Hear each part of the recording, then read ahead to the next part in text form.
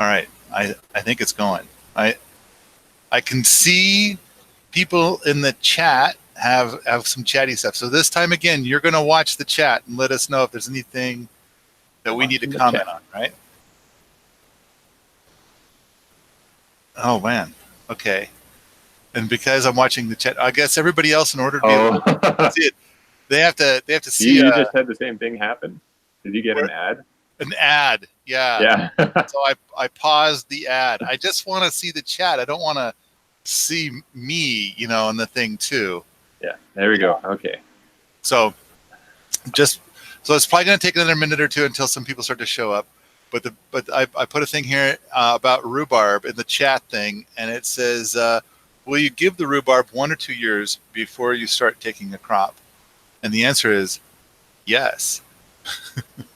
So the stuff, so we've got 8 rhubarb plants growing right now. And so we had 2 of them that have been here for probably 3 years. And last year, both of them were just giant rhubarb plants. And so we went to those 2. There were several others that were doing pretty good, but they weren't as, giant as these giant ones.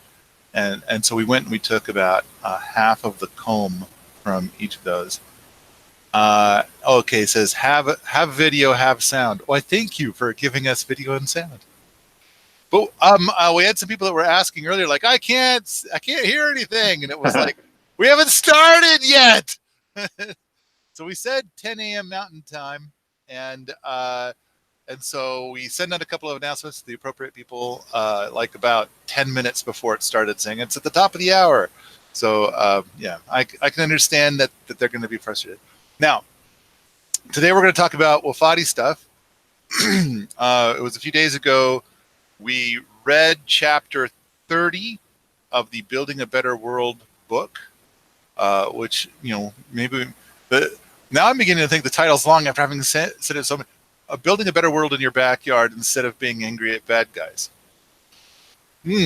That's a long title. So maybe we could have come up with a single word for our book, but no way, man. This is descriptive. This says what it is. Yeah, we could have just called it Better. Better. Yeah, that's not bad, actually. Better.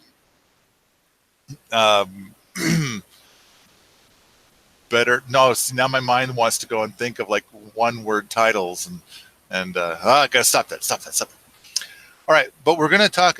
Basically, I ran out of fuel, and I don't know how long was that podcast. It was a couple hours. 2 hours, yeah. Yeah, and so we said, okay, because I made a long list of stuff that were lessons learned from building the Wofatis that we have now, and things that we do differently and stuff. And then this morning, I was out processing one of the podcasts, and I found a post by Mark Tudor who asked a bunch of questions about Wofati. And so it's so I copied and pasted that into the bottom of our show notes.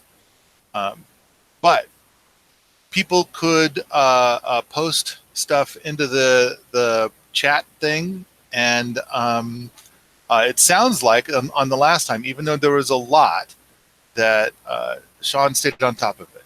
He read all of the posts, or almost all. It sounds like maybe there were a few that snuck through. But as we get into this, feel free to type in questions, and then Sean will read through them and give us the feedback. So yeah, I was just kind of mentioning how yesterday we divided rhubarb plants, and apparently I'm the only person here who has done that before. So I showed everybody how it was done, and I said, oh, you're going to be so embarrassed because it's so simple on what you do. It's like I could give you 7 seconds of instruction, and then you could just go out and do it, and it'll all be fine. But we took pieces of, and it's the key is that in a rhubarb plant there's the culm. So there's the stalks and the leaves on the top. And then underneath that, you're going to find roots all over the place. And then there's this weird glob right here. It's kind of a yellowish glob when you cut into it. And that's called the culm. And so what I try to do is to cut away just less than half of the culm. So about half, but a little less than half. And just cut that. So I sharpened my shovel ahead of time, made sure my shovel was very sharp, and then cut away that. And then once it's out, then you can break it up into like 6 to maybe a dozen pieces. And so I intended to do 6, but we ended up with like a dozen. And then it kind of had the idea of like, well, what if you just plant a root piece? What happens? So we had some extra root pieces that came from this, and it's like, I don't know, let's plant it in our house, see what it does. So, and last year we saw a bunch of baby rhubarbs just popping up like about 6 feet away from another rhubarb plant. And so clearly it must have shot out some seeds, and then those seeds did something. And but I thought that they'd all died, but apparently they had not. So Fred thinks there's one that survived. All right. We got lots of people. Everything seems to be getting settled up. Yep. Give me just a second. All right. I am going over to the show notes. Oh, first item on the list. Do we need a future podcast about the difference between forestry management and woodland management? It seems like that came up somewhere, and we put this in the show notes to ask this question. So this would be a thing that people in the chat might want to comment about. And maybe we need a more thorough exploration between both. So that could be a whole podcast topic. I know that part of the reading the chapter was about forestry practice and how basically you could take this wood that, the more it's kind of like the more that you take in a way, the more will grow. So if you take a bunch of logs and you create a Wofati, that effectively sequesters that carbon for 50 to 100 years. Yeah. And so the idea is that but there's forestry practices, and then there's the including the things that people have been doing for the last 50 years, as well as what they've been doing in the last 5 years. There's been dramatic improvements, but I think that there's still a lot of improvements. I mean, just in the last couple of weeks, I've been seeing people burning wood for the sake of fuel reduction. And I think, man, I want to convince those people of something else. But the question is that should we make a future podcast about the difference between forestry management and woodland management? And I don't think I'm seeing discussion about that. So apparently that's a flop. We should let it go. Quick mention for the Patreon peeps. They get a mountain of goodies. When you sign up for my Patreon thing for even like a buck, you get oodles of stuff. And I want to just do a quick shout out to 6 of the Patreon supporters: Bill Krim, somebody who goes by Anonymous, Wade Luger, Carrie, Just Too Lazy, and so I think that last name might be a pseudonym. Jocelyn Campbell at jocelyncampbell.com. Eric Tolbert. So there you go. Six people from our Patreon peeps. Thanks so much for supporting the Patreon. It makes so much stuff possible. And the Patreon accounts are patreon.com/Paul Wheaton for the podcast and patreon.com/PWVids for the videos. Yeah. All right. Oh, and then we've got a piece of the Kickstarter FAQ. So, Sean, I think this is your domain. You can read this one? Yeah, I got it. So we got a question from someone recently who said, will the book be on Amazon? And the answer is maybe/probably. I'm planning to put it up. I don't know when it'll happen. The key is it'll cost more and it won't come with a pile of goodies.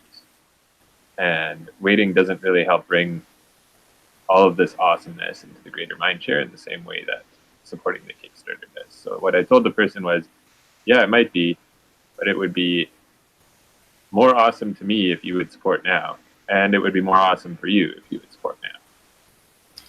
Yeah, there's so much stuff to figure out, and the Kickstarter has slowed way down. I didn't think it would slow down this much, considering how fast it went at the beginning. I mean, Yeah. It's like we had days that were like $12,000 a day, and now we're seeing like $200 a day. And it's like, wow, that is a lot slower.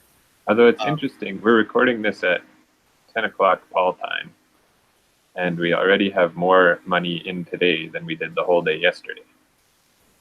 So I guess Wow, that's a good thing for today. I look forward to figuring out why. Figuring out.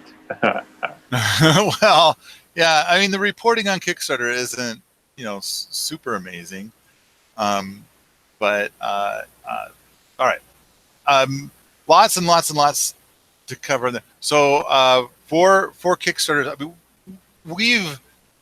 we hit a new stretch goal, which is great. Yeah.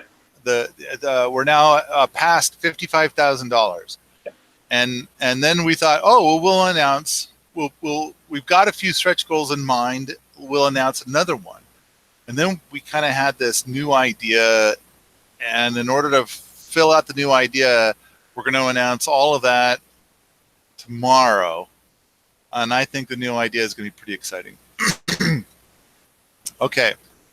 Oh yeah. Here's this statement that I wrote, and for the podcast, or to say, I thought I was going to like write this one little sentence to kind of like quick mention for this podcast, but then I ended up writing this thing. So let me just read the whole thing.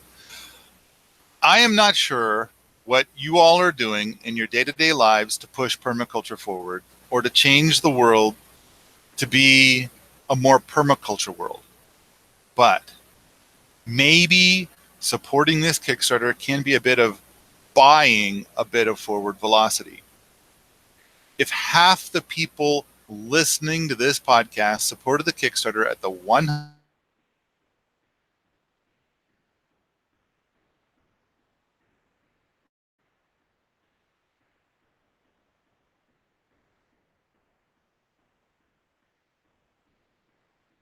the best topic, not only will they explore this topic more, but they will write about this.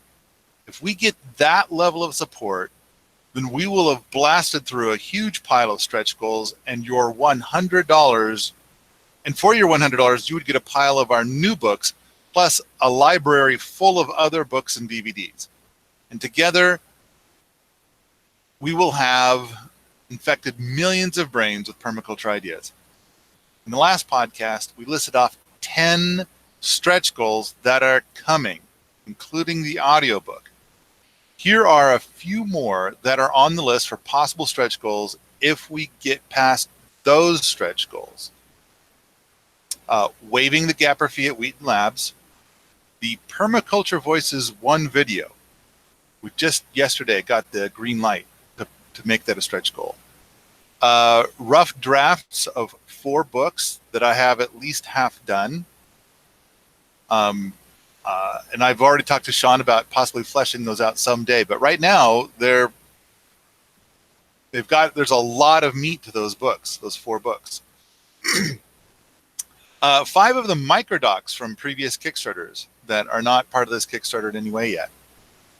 Sergei Botenko's Wild Edibles book, Mike Ayler's $50 and Up Underground House book, Josiah Wallingford's Plant Propagation course, Amanda Smith's Eat Your Dirt Summit videos, Adam Klaus's book, Dairy Farming, The Beautiful Way, and we just got the green light on that one yesterday also. Yeah. The Chimerical movie, and we got the green light on that one yesterday. Yeah. Thanks to Sean. That's Sean's big achievement. Thanks to the Chimerical people. Awesome. And the movie's awesome. We've got a podcast about it. Emergency home power video from Stephen Harris. And lots more where we're still having conversations with people, like probably a dozen more things on top of that. But that'd be an enormous list of stretch goals.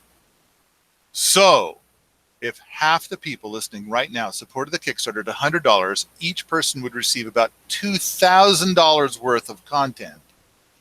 And we would all collectively be showing that permaculture is the best topic for authors considering Kickstarter.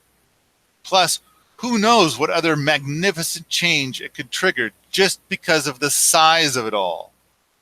Could we get the attention of big-time media? Apparently, there are about 20,000 nonprofit environmental organizations. And that number comes from a TED Talk I saw years ago where I believe, if memory serves, that's what they said. And I kind of like, no way, 20,000. And while they were presenting, they listed them. Just this ongoing massive list in the background while they were talking of all of these nonprofit organizations just simply dedicated to the environment. I think it is possible that if half the people listening to this podcast put in $100, this Kickstarter could do more for the environment, possibly, than the effort of those 20,000 organizations combined. Now, there's heavy emphasis on the word possible, provided that people read the book and implement a good portion of what is suggested. So this is our moment. This is our chance. Let's go for it. All right. I know that that's a big leap. And it's like, I'm not sure if that's entirely true, but I do think that it's like the stuff that I see people doing seems so incredibly weak. And the things that are lauded as the best thing you could possibly do also seem either incredibly weak or actually the opposite of something that will be helpful. So I kind of feel like this has the potential of making some very, very, very big change. That's what people want. And it's like, I kind of feel like, if enough people did half of the stuff that's listed in the book, suddenly this debate, this massive debate, would just be over. It's like, well, it's not an issue anymore. Took care of it. So that might bring some families together that are currently a little divided. Okay. One of the things we put here in the show notes is that there have been a lot of book reviews lately. So people who got an early copy of the book. By the way, is there anything that's going on in the chat stuff that we should talk about, Sean? There's a cool idea, but let's save that for when we're doing when we get to the meat of the Q&A here. Yeah. Okay. All right. So there have been a bunch of people who got a review of the transcript, and those people have been writing reviews of the book out at Permies before the book's even published. So Sean thought it'd be fun to put some of those in here, although I just want to say that there was one review that was like, so all the reviews, it's so exciting, 10 out of 10, 10 out of 10, 10 out of 10. And then one of them was 7 out of 10. It's like, what? And it's like, 2 points off because it's in a cold climate, because a lot of the book talks about heat, saving energy with heat. And then 1 point off because the layout was so awful. And it's like, yeah, it hasn't been the layout yet. I put that thing together in half an hour. So frankly, I'm proud that it looks as good as it does. Yeah, I mean, it's just a transcript right now. We don't have all of the images perfect inside of it, but even the transcript, we have a lot of the images in there. But it's like, it's just a transcript. But all right, so I'm going to turn this over to Sean for reading some review fragments. Yeah, so there's like something like 10 reviews up right now, I think. But I'm going to read some fragments of the first 3. So if you want to see the rest of them, you'll have to go out to Permies and take a look at that. So Dave Burton says, and Dave was the one who really got us going on these reviews things. So we should say that. Thanks, Dave, for all your initiative there. Dave says, I like the book because it is well organized, well thought out, has wonderful illustrations, and tons of links to discussions at Permies.com, where I can learn more and ask questions about topics that come up in the book. 10 out of 10. Miles Flansburg, says, Paul and co-crazy Sean Clausen Coop. Apparently I'm co-crazy now. No.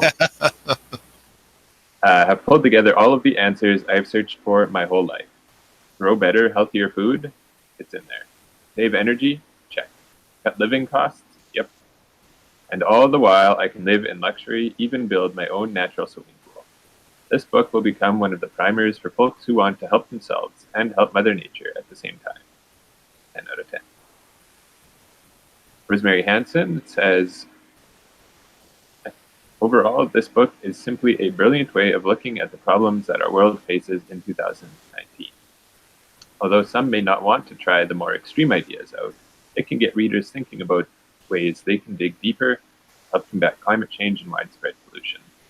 It goes far beyond simply recycling and places the responsibility on our everyday actions and choices. 10 out of 10. So that's like a tiny piece of it. Yeah, there's lots more great stuff there, and hopefully we'll do a couple more podcasts and share a few more different thoughts. Right.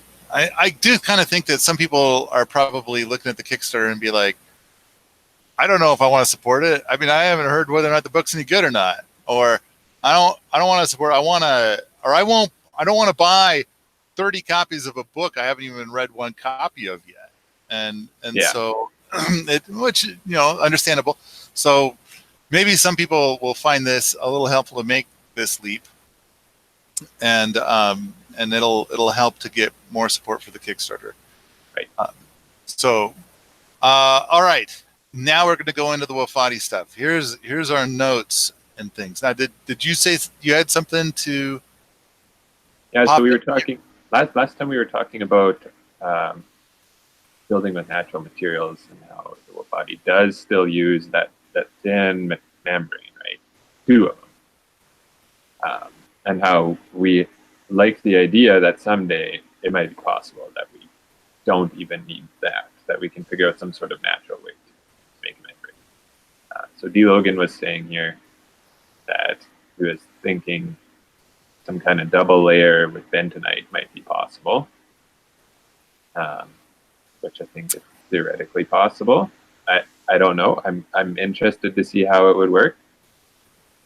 I think it would be like, and he was saying here, I was like, well, I would like to see an experiment, see how it's done, but I wouldn't want to do it on a whole body that is house size. And he said that. He's like, oh yeah, no, like I'd love to do a small test. He says like maybe like a little play area kind of thing, something that's quick and easy, and like if it doesn't work out, it doesn't work out. I love the idea of doing that. I don't think bentonite clay would be the kind.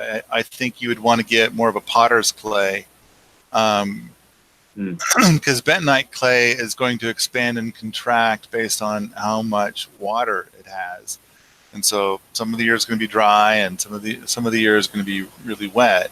Right. So his idea, I'm just reciting what he said here. His idea was to say, okay, you have your 2 layers, and then your top one is going to get wet and dry, and so it is going to crack.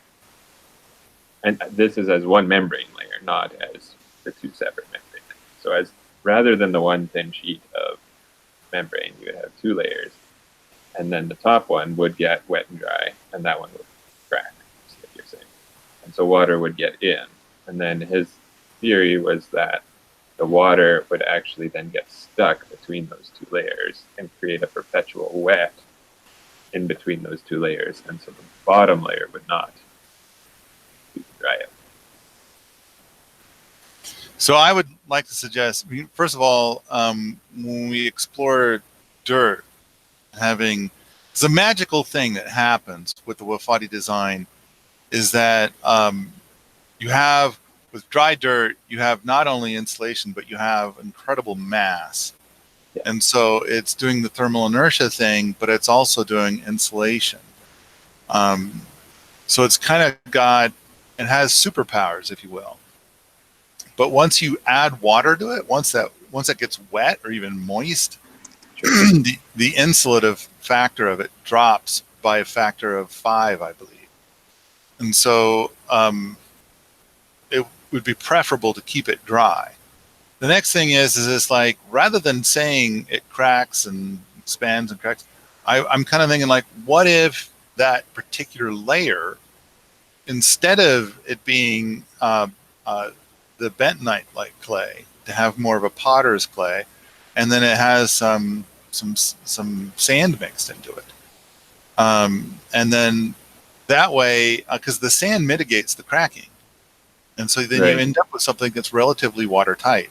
Now, I kind of wonder too about the possibility of other materials being used in there that might help with maintaining the integrity, and then also helping to shed water, because there's also some interesting properties that happen when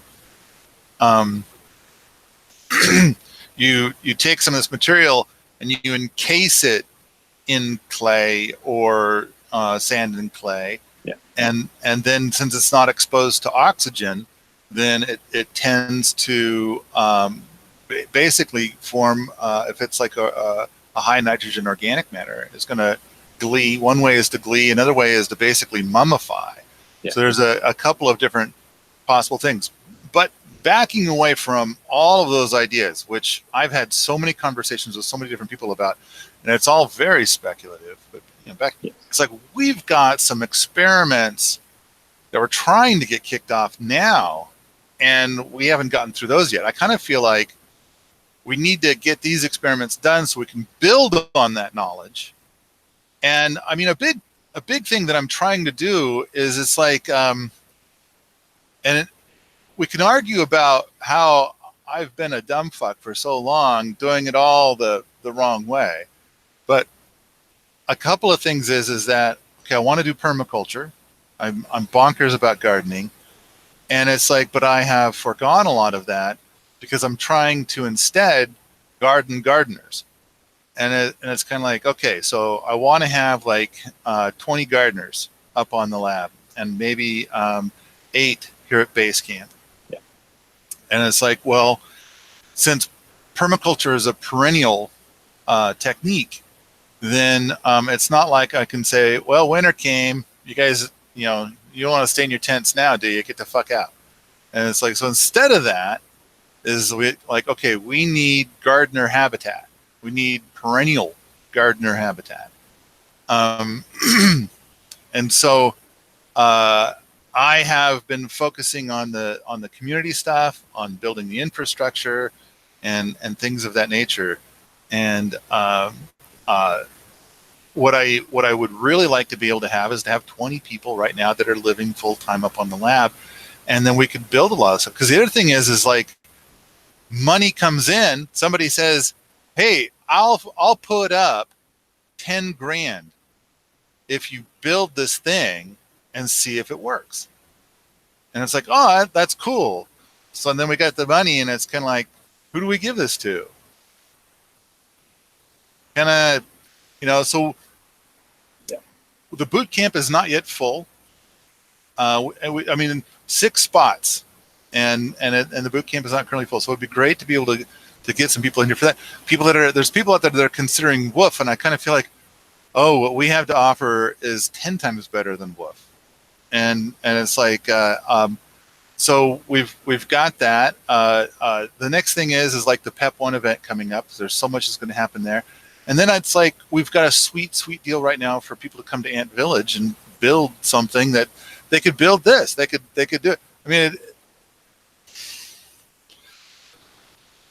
Deep Roots, we've got all these programs to try and get all these things going. And it's just like a whole lot of work to get it all pulled off. So yeah, we've got lots. I kind of feel like this year, I feel like we've got 2 spots available in the boot camp program. And I kind of feel like I'd love the idea of getting those last 2 spots filled. And I'd love to see like 200 people on a waiting list to come into the boot camp program. And then we could get a much stronger forward velocity on a lot of this stuff. And then as people are like craving this, and they're kind of saying like, boy, I really wish that they would hurry up and do that project and this other project and fill out their community and come up with that perfect recipe for a community and all that stuff. And it's like, I'm trying, and I could use a little help here. A lot of people want me to try to go down that path that has the the grants. Oh, go and get grants. I was like, I'm not going to do that. I'm not. What I am going to do is I'm going to do Kickstarters, and I'm going to. And we've got that reverse biological Kickstarter thing, which is kind of like more like a bounty. So we've had a bunch of people that put in and say like, if a boot posts a picture a day for 90 days, they'll put a thing in there. Like they'll put $1 or $5 or what, or somebody put in like, I'll knit you a hat. And yeah, that's right. Yeah. And it's kind of like, that helps. That helps to fill the bootcamp program. And it helps to get pictures up on Permi so you can see all the stuff that's going on, which I think a lot of people, that's what they really want, is they don't just want it to exist. They want to see it exist. They want to see it happen. And so it's kind of like that reverse biological Kickstarter thing, I think, is going to be a huge fuel to make everything work. But we just need folks to pop over there and put a couple of bucks up. And see it come together. Yeah. Okay. I think that there's a lot of fun ideas to consider and try out and see what kind of works, and somebody's got to do it. And maybe you can, I'm doing what I can to try and bring people in, and I'm not sure what else to do to try and get these things to happen. If somebody knows of somebody who's a timber framer who would like to come out and earn some money, we can do that. If folks can put something behind the reverse biological Kickstarter, that's good. Putting funds into this Kickstarter is great. I think if this Kickstarter gets to about 100, my rough math says if the Kickstarter gets to about 150,000, I'll finally get enough money to be able to put in a well. And I'd have to go run oodles of spreadsheets again to see if I'm even close on that guess. But yeah, when the Kickstarter does super great, that super amplifies what we're doing here at Wheaton Labs.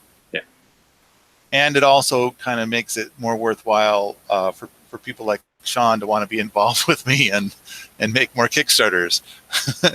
Sean's probably looking for the door about now, folks. Go support our Kickstarter. So Sean wants to do more books. All right. Anything else popping up in the chat stuff? Nothing I want to bring up right now. Nope. Okay. All right. Updates and lessons learned. Allerton Abbey. They had the dirt on top all wrong, and so I'm not sure. I want to lay blame and fault, and I think it's on me, and I think a lot of it was that I would explain it several times at base camp on how it needs to be done, and when I went up, I didn't think to check on this, but. So speaking of lessons learned, then I remember I have a vague memory of asking about, like, when you're standing at the front and you're looking up, you shouldn't be able to see any of the dirt because it's all going to be like going downhill from the front. Right. Yeah. And it was, I believe my vague memory says it was explaining like, no, there's a hump in the middle, and that's okay. All the water still runs away from the edges. And I should have walked up there and looked, and I didn't take the time. And now I've got a lot of time put into it because it was last fall, me and Fred and about 6 other people basically took it all off we took off all of the dirt, all of it, and then those 6 other people eventually had to go on with their lives, and it just left Fred and I. So for like, I don't, and so you know this, Sean, because it was like, I don't know, what was it, a week and a half? Yeah, it was like, oh, where'd Paul go? Oh, he's driving the excavator. And it's like, I can't work on the book right now because we got to get this dirt back on Allerton Abbey. And I was the excavator driver. And so, and it had to be done before the snow came in and froze everything up. So I went up there and did that. But basically, it's like you can shape it any way that you want up there, and the key is to shape it so that the water runs away from the edges and then runs down the hill. And it runs. It seems like it's not that challenging of a thing, and so man, we pulled a lot of dirt off the top. So at one part, it was 9 feet thick, and so it should never be a total of more than 3 feet thick. So if nothing else, we dramatically proved that the timber framing underneath was super strong. And it's like, and then once we take off that extra 6 feet of dirt, then I think that resolves all questions about snow load. This kind of reminds me. This kind of reminds me of a Calvin and Hobbes comic strip from 25 years ago or something. And Calvin asks his dad, he says, you know, how do they know how big of a truck can go across a bridge? Because there's a sign that says, you know, maximum capacity of so many tons. And the dad says, well, they build the bridge and then they drive trucks across it that are heavier and heavier and heavier until the bridge collapses, and then they know the number, and then they rebuild the bridge. So we didn't do that, but in a way we kind of did. We know that this thing can handle any snow load, whatever's, because I have never seen, it was back in like 1988 that I saw the snow here in Missoula be 3 feet deep. That's the deepest I've ever seen in this area. Which, of course, that's cute. That's Canadian, cute. Yeah, you know, and well, we're in a drier area, you know, and so you're over there staring at the Great Lakes, which is sloppy wet area. Yeah, there's still a bit of snow outside. You go. Oh yeah, it's April 24th for people who listen to this in the future. I think around here at my place, you'd be hard pressed to find snow right now. I mean, go way up in the mountains or something, but yeah, around the lab and base camp, I think that would have to be a north-facing slope with super shade to still have some snow. Almost gone. Another week or two. Because we've got everything growing now. In fact, I talked about rhubarb earlier, and I kind of feel like I want to express that the time to divide rhubarb is when the leaves get to dinner plate size, and that's about the right time. That's so, you know, when the rhubarb first pops up, the leaves are like kind of this yellowy color, and then so you need to give them a little time to get their green going on, good, nice dark green, and the leaves get to a certain size, then you can start dividing it up. Right. Okay, so they had a big hump on the top, so the water would land on the hump and it would go to the edge, and that is not okay. That's not the way to do it. Now you do want to set it up so that, for example, for the eaves on the edge, that the amount of dirt there is only like maybe 3 to 8 inches thick. It's pretty, not very thick at the edge. And then there might be a slope like this for the shed roof, and then there's a slope like this for the dirt on top of that. So sloped, so the water runs away, but such that the soil gets thicker and thicker and thicker as you go further downhill until you reach a maximum thickness of 3 feet. So by the time that so The maximum thickness anywhere on the structure should be 3 feet. Now, of course, off of the structure, the maximum thickness is hundreds of feet. No big deal. Who cares? It goes down forever. All right. So a bunch of people were here and helped to get it sorted. They all had to leave to get on with their lives. Fred and I finished up. Most of the umbrella is currently on. So by the time things started freezing hard, we had the umbrella put on over the structure. So it's got the layer that is right next to the structure. That's in place. And then there's another layer that defines the umbrella over the structure that's several inches to several feet over the initial structure. And that is in place over the structure, but it doesn't have the full extended umbrella yet. That's coming in the next couple of weeks. In fact, Fred might be working on that today. Okay. So let's see, a little bit of umbrella left to do this year. Okay, the uphill. Well, first of all, are there any questions about umbrella stuff left? I mean, from you're watching the chat stuff. Yeah, I don't know if I would consider this an umbrella wall question. There was a question about how is radon handled, or does it need to be handled? I would say that radon is going to be an issue for a basement. But when you have an above ground structure, if you have radon, because that's really the thing to do, is you got to get a radon tester and find out.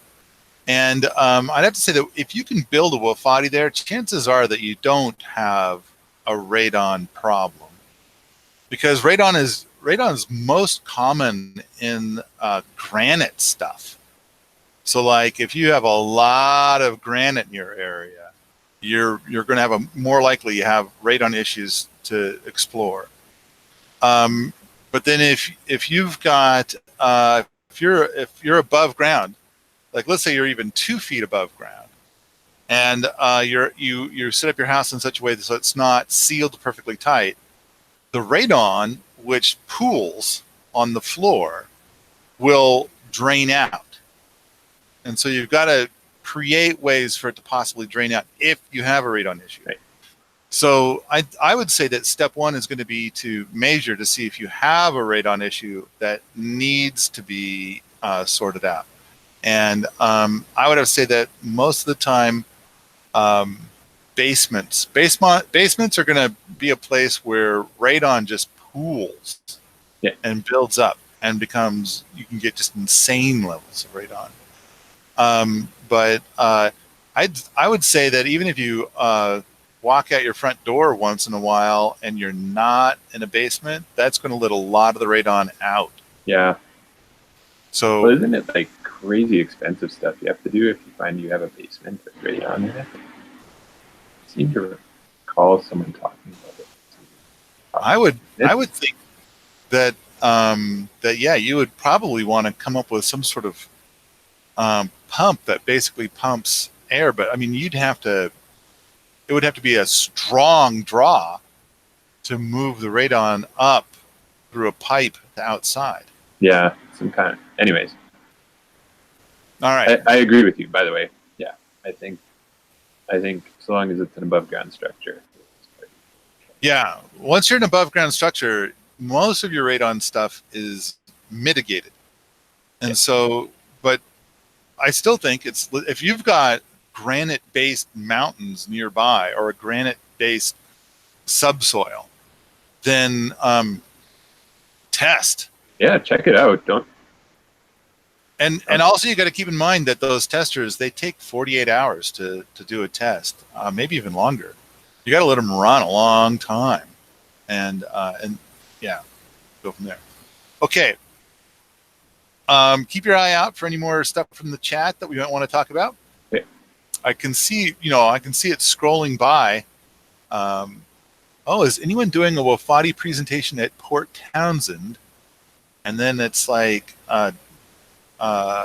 certain dates, and so I'm gonna say that not that I know of. All right, the uphill wall. Oh, this is an important thing. The first wall was a quickie stick frame conventional wall with some insulation, just standard, insulation. And it was designed to be temporary because basically we got the main frame of it built, and we got the dirt on the top, or most of the dirt on the top, and it just got thrown together. The whole Wofati got thrown together pretty quickly in just a few weeks, with the idea that there was going to be a family staying in it over the winter. So they put walls up on the uphill and downhill side, and it was good enough to get by. Okay. And then it was replaced, I believe it was the following year, with a poorly done, this is the uphill wall, the poorly done straw bale wall. Now, I believe it was that same year, or maybe it was the next year. I think it was it was the next, it was actually the next year that it was replaced with the poorly, so it was 2 years later, it was replaced with the poorly done straw bale wall. And on the downhill side, it was replaced, the downhill wall was replaced with a really nice straw bale wall that's still there. And it looks good. It's got a good door, a good window, everything's good. But on the uphill side, it was like, that was not good. There was a guy that said that he would replace the walls, and so at some point, so he agreed to do the job, and he got started, and then he said, I guess I don't have the skills I thought I had. I'll pay to have Ernie and Erica come in for a week and personally tutor you in building these walls. Wow. And so I paid for all of that, and Ernie and Erica came and taught him, and I think he had like an assistant at the time, so Ernie and Erica trained the assistant too, and showed him all the things, and basically helped him build the downhill wall the right way. And then after that was all gone, then he said, "Yeah, I'm going to not build the uphill wall." And so it's like, and to make it, the thing that really made it sting is that it's like there were other people that wanted to take on this project, and he like says, "No, I got dibs. And then it was one of those things where it's like he's going to show up on a certain day to get started, and that got postponed for whatever reason, and then but it's kind of like these kinds of things seem to be more the norm. But the bottom line is that because of all the reasons, the downhill wall, which is 1/3 the size of the uphill wall, was done really well, and so it's all done great. And then the guy we hired to do the uphill wall, he took a lot of shortcuts, and it was new to him. And there was like at the same time we had events going on, so it was a mess. And then he had to go, and what he left, and he was like, "I'll be back," and then he didn't come back, and so it's like we finally got to the point where it's like, okay, that has to come down. And at one point in time, we talked about the idea of a few different ideas for the uphill wall. One of them was the idea of, of course, what we ended up doing was straw bale with a beautiful cob and plasters layer. But we had two other ideas that were in the running. Both of them, I just really love both of these ideas, and I kind of feel like let's build more Wofatis just to be able to try out all these ideas. Yeah. But one of the ideas was because you got this 5-foot eave on the uphill side, and that's to keep water away from the logs that are holding up the 5-foot eave. And because that's part of, because since it's a pole structure, you want to keep those logs dry. So one of the ideas, I'm just so excited to even talk about this idea, was like to keep the original wall, which was a stick frame wood wall, and to make another stick frame wood wall that's like 3 feet out. So then your eave shrinks to being just a 2-foot eave. But your outer wall is kind of a sacrifice wall anyway. Not that big of a deal, but it's just a quick and simple wall. A little bit.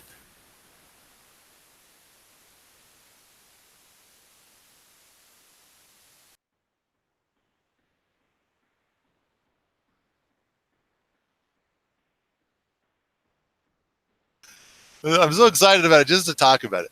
And then what we would do is we put a couple of beehives in there so that the opening for the beehive would go to the outside. So if you're in this enclosed area of 3 feet, then you wouldn't be exposed to any of the bees. It's just the hive that's there. And the thing is that bees keep their hive at 96 degrees. So in a way, it would kind of heat that space, which would in turn kind of heat the Wofati a little bit. Not a lot, but a little bit. It would probably be like the equivalent of a whole another person. Because a person gives off 100 watts of heat every hour.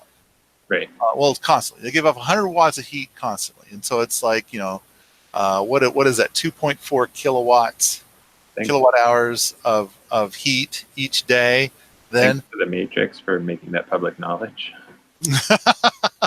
Well, it wasn't the Matrix about electricity, but no, this is heat. Okay. Well, they captured the electricity and the heat. Okay, all right. So anyway, the thing is I kind of thought, wouldn't that be cool to have like a couple of beehives in there? That would be because the space would end up. Like if it's a really cold day outside, if it's like let's say it's 0 Fahrenheit outside, ooh, a really cold day. Then in this space where the bees are, it's probably like 35 or 40, and then it'll be like 72 in the house. But then the bees will keep that in between space a lot warmer, and the bees will still be because they got to be kept relatively cool through the winter anyway. And so for reasons, and so I don't know. I just loved this idea. All right, that was idea number 2. Idea number 3 was kind of the same idea, but the outer wall, instead of being just another wall, it would be a solarium that would be tied in to the roof. So if the roof is like this, then the solarium would be like this. Whereas that other wall was like here, the second wall. So here's your wall now, and then you'd put in this second wall, like I don't know about here, but the solarium would be like this. So this glass would come down off of the edge over here, and then you could have like a really big space where you could put a table in there, and no one else. For the podcast people who will listen to this later, you can't see Paul's hands. That's right. Oh, sorry about that. So here I'm thinking, oh, good, I can show everybody what I'm talking about. Yeah. So Jeremy's online, one of the ants. He says, that's what the Earth ships do. Yes, that's true. Now on Allerton Abbey, we do have that whole thing about how we're trying to not have solar gain. And there would be probably some solar gain there. But I don't know. I think they're kind of wouldn't be. And then the downside also would be that if we put that solarium there, then, and we try to say like annualized thermal inertia, isn't it great? I think we would have 90% of the people would look at it and say, there's no such thing as annualized thermal inertia. That's obviously passive solar. Right. And so I kind of felt like there's all kinds of things we're doing to Allerton Abbey in order to be able to prove a point. And so I had to veto that beautiful idea of the solarium. Yeah, but it's the kind of thing that somebody who's just building one and not trying to tinker and experiment and prove things, they could do that. That'd be cool. Yes. Oh no, I think passive solar mixed with a Wofati is a great marriage. I think that would be really great stuff. Now, the other thing is that I also ended up nixing the idea of the double wall because I wouldn't be able to be stopped from putting bees in there. And then it's like, oh, there's no such thing as annualized thermal inertia. That house is heated by bees, which I'm sorry, that would also be kind of cool. Yeah. I'd like to be able to say our house is heated by bees, and so that'd be really, really awesome. But it's like we got to prove the annualized thermal inertia. So that idea was nixed also. So we ended up doing straw bale, and it's like, and it ended up so beautiful. It's such a good looking wall now, and it's well done. And we gotta give a shout out to all of the natural building experts that all stopped by and You got a ton of advice. Donkey came by twice and helped with, okay, no, you got to do this way. And then of course he got so excited and just, giving a quick note, just helping, showing a little bit that it's next thing you know, he's there 12 hours a day. Like, no, that's not how you do this. You do it like this. And so there was a lot of that. And then last fall, I brought in Donkey and Mud and Erica. It's like, and I told them, okay, year after year after year, we kind of have this thing where it's like, the smart thing to do is do this little thing this year, and next year we'll jump on the big thing in a timely fashion. But of course, by then everything's different and changed, and there's different people. And so what I did was last fall, I said, look, here's what I want. I want you guys to come down. I want you to brute force this thing to being done.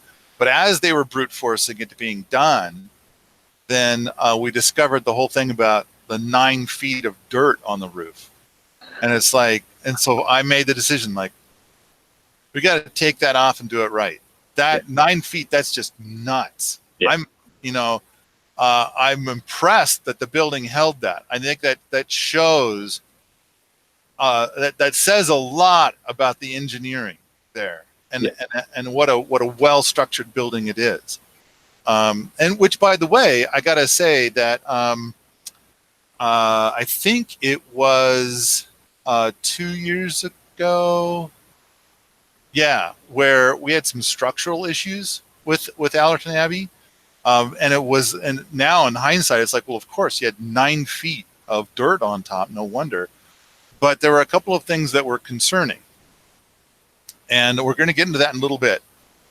But I gave a tour, and I think it was in October that I gave this tour, and there happened to be 2 engineers, and I know one of them was Alan Booker, but he's an electrical engineer.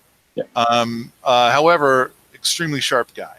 And then the other one was, I believe, either a civil engineer or a mechanical engineer. I think it was a civil engineer. But both of them said that the building is now over-engineered and therefore extremely safe. So we had some non-engineer people stop by, and their advice was, and it's like one of them was being paid to actually clean up the building and bring it into good repair and stuff like that, just small things. And it was like, the advice from both of these people was, burn it to the ground and start over. And now I'm an engineer, and I actually, before going into software engineering, I actually studied engineering. That's what, like, that was, and I kind of thought, so when I was in college, I was in the program called engineering, and it's like, well, what kind of engineering? All of them. And I don't know, I took to it like a duck to water. But the important thing is that I think I'm pretty good at running the numbers in 3 dimensions, and I do a pretty good job. So I think that the structure is a great design, and it feels great to have that kind of validation for it. But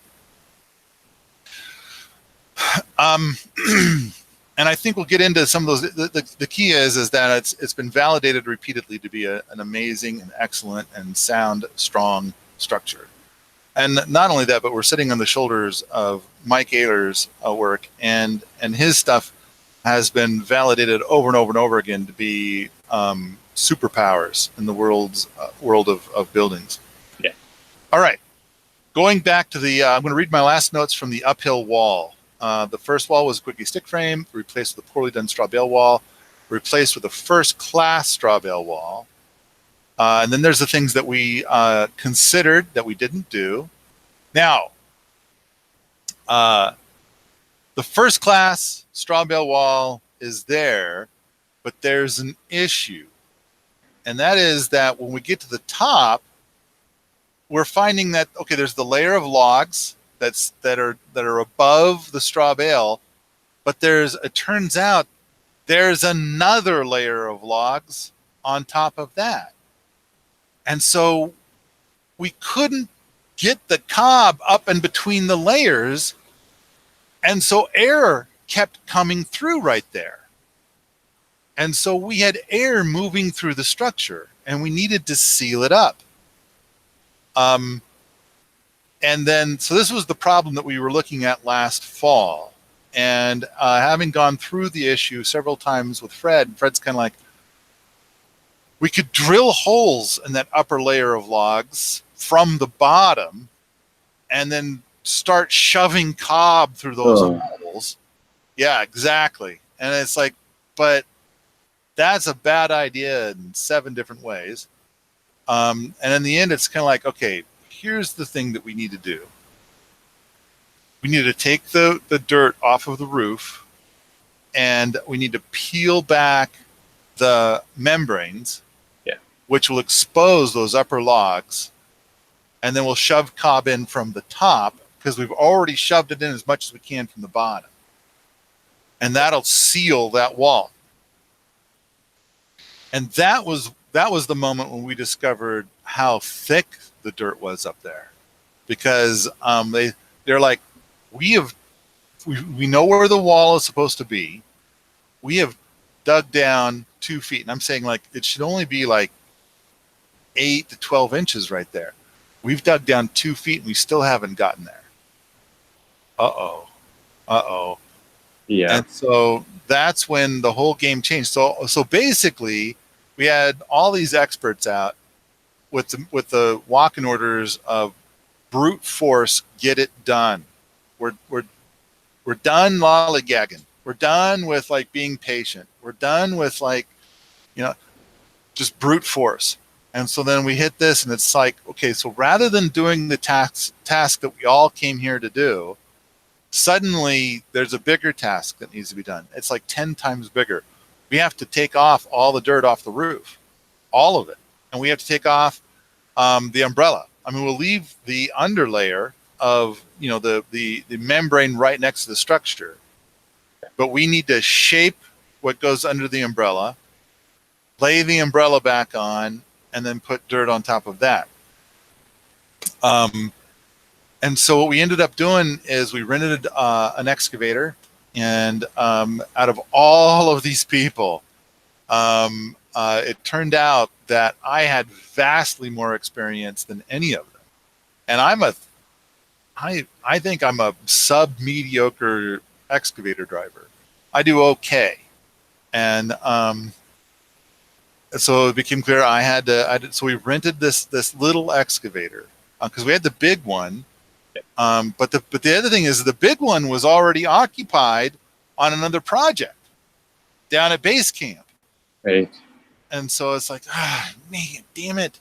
And you can't move the excavator between base camp and the lab because just like, you can't just walk it. You can't just like, get in the cab and like drive it over because it's got metal tracks and there's paved road part of the way. And it would just eat up the road.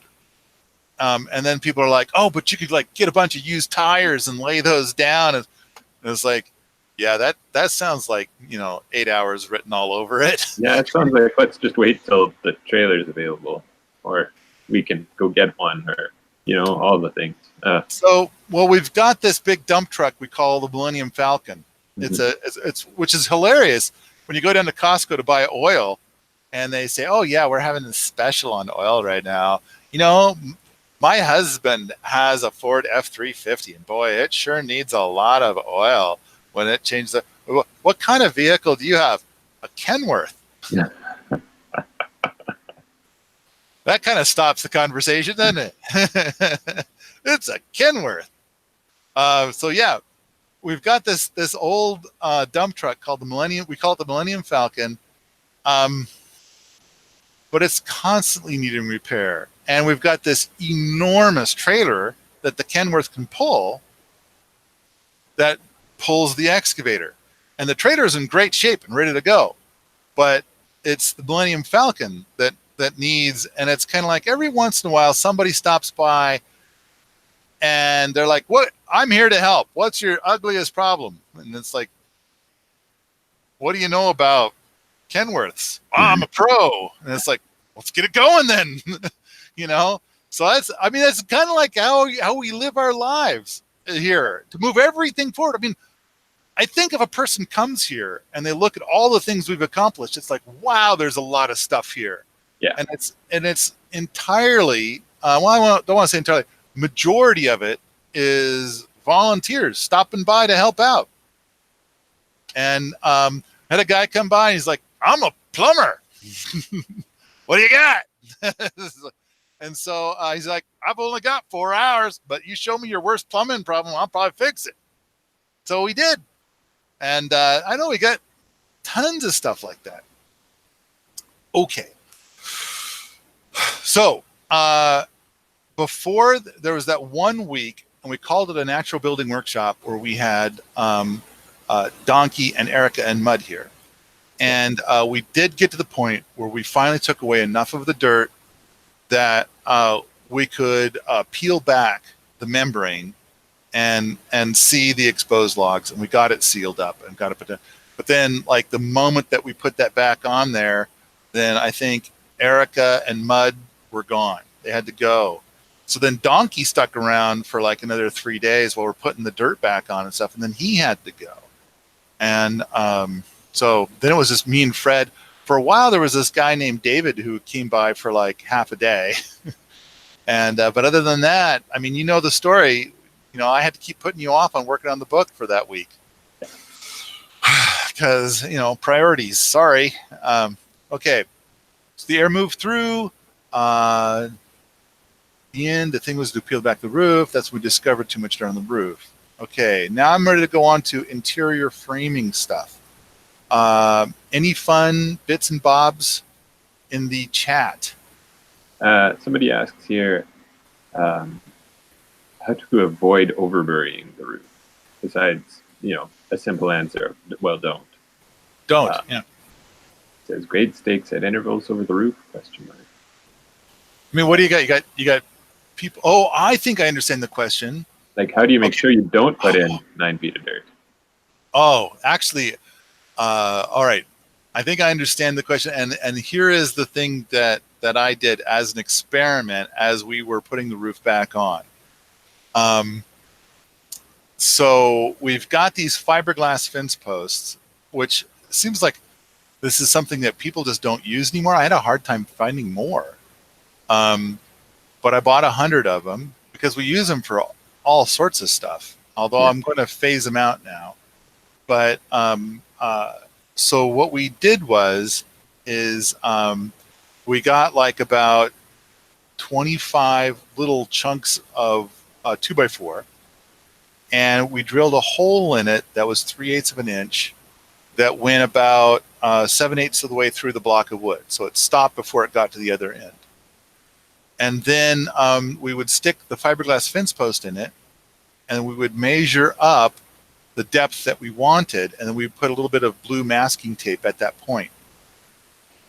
And then we just, as we were putting the initial scoops of dirt on, we would have these things all over the place, and then the dirt would sit on the block of wood, and then the post would still be sticking out of it, and then we would, these were all over the place. So there's like these little spines sticking out of the dirt. Yeah. And then we went and we put the dirt on, and making sure that we didn't, you know, like we could still see all of the little bits of blue masking tape.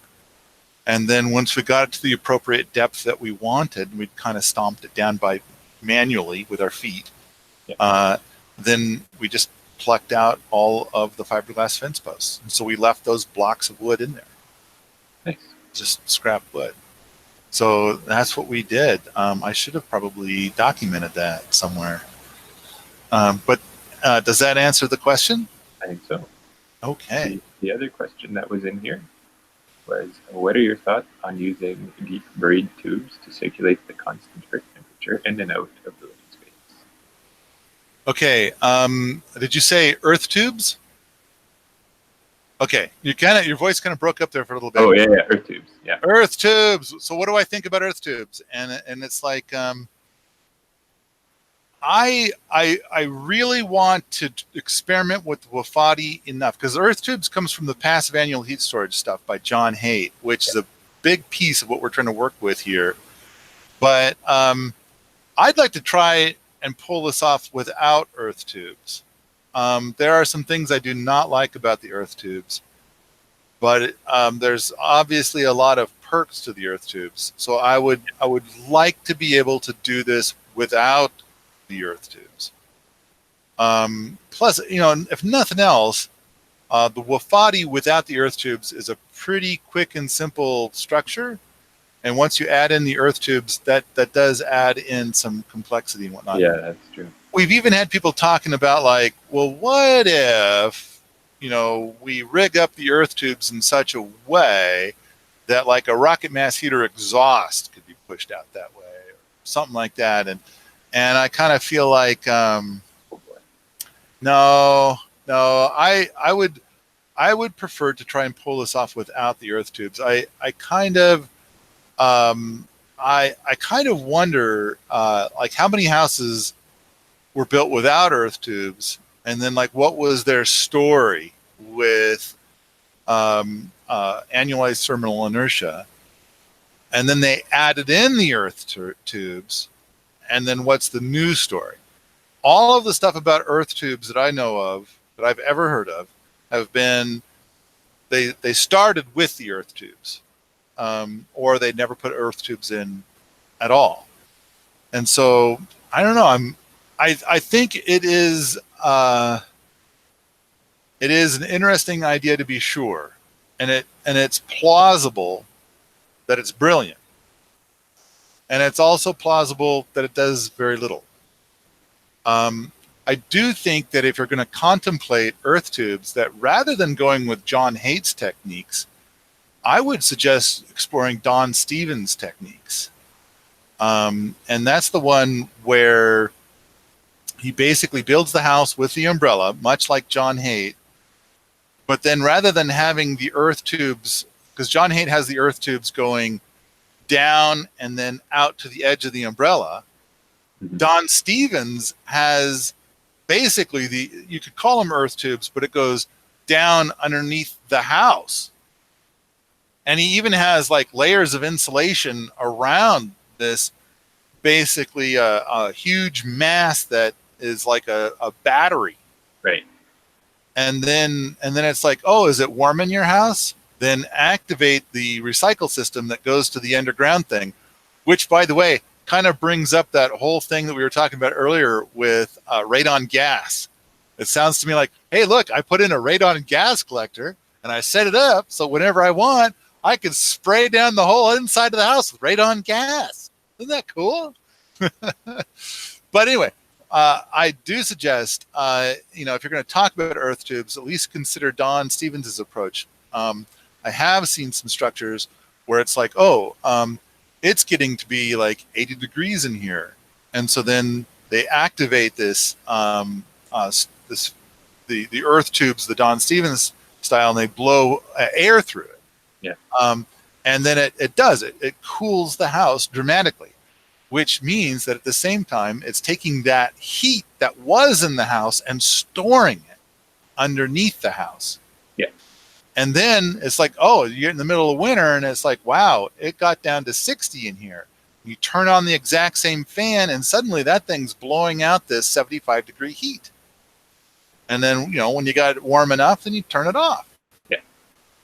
So I think, it's worth considering. I mean, if we're going to say that the earth tubes from the John Haight style are brilliant, then I'd say that the Don Stevens approach is a different flavor of brilliant. And And depending on mostly your radon gas issues, if you don't have radon gas issues, I would have to say that the Don Stevens approach is superior.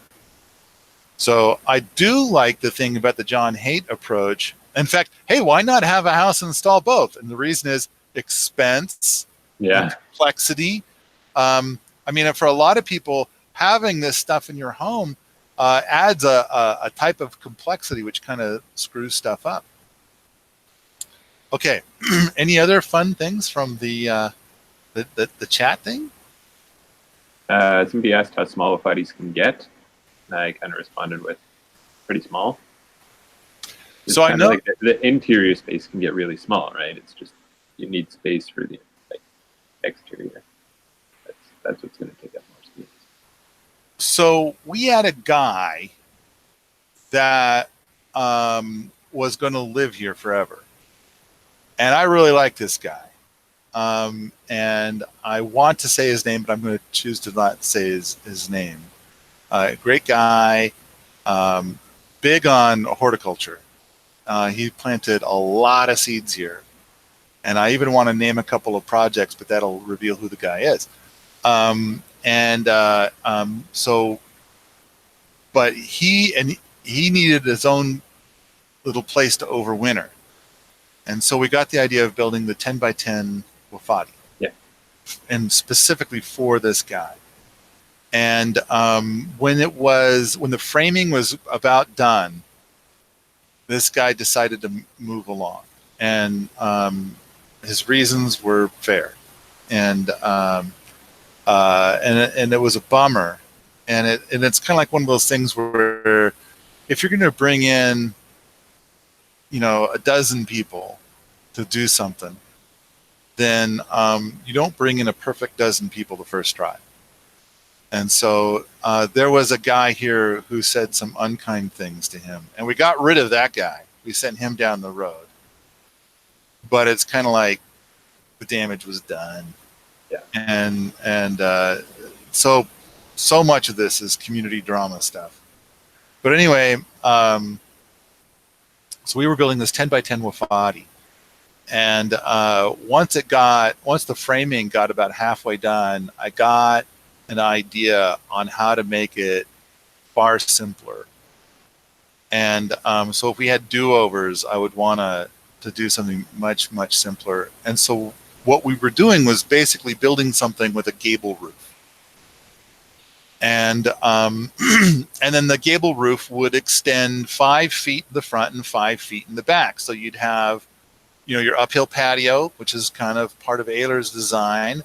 And, you'd have this really large eave on either end, which is part of my design. And so I think we're well on our way to doing this. And then he left, and we just kind of set the project aside, and it's still up there and in not done state. There was talk at one point of somebody wanted to make a little micro library up at the lab for people to hang out, kind of a thing. And they never did anything with it. And it's like, but anyway, all right. So rather than a gable roof, I would like to suggest something that's more like Sepp Holzer's style. But like Sepp Holzer would make these structures, and there would be he would make them like about 10 feet high and 10 feet wide, and about 20 feet deep. And but the back end would be,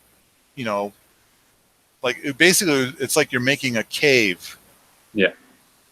Would be Sepp Holzer style. And then what I would do is I'd say, no, there's got to be the uphill patio. And so so there's openings at both ends. Yeah.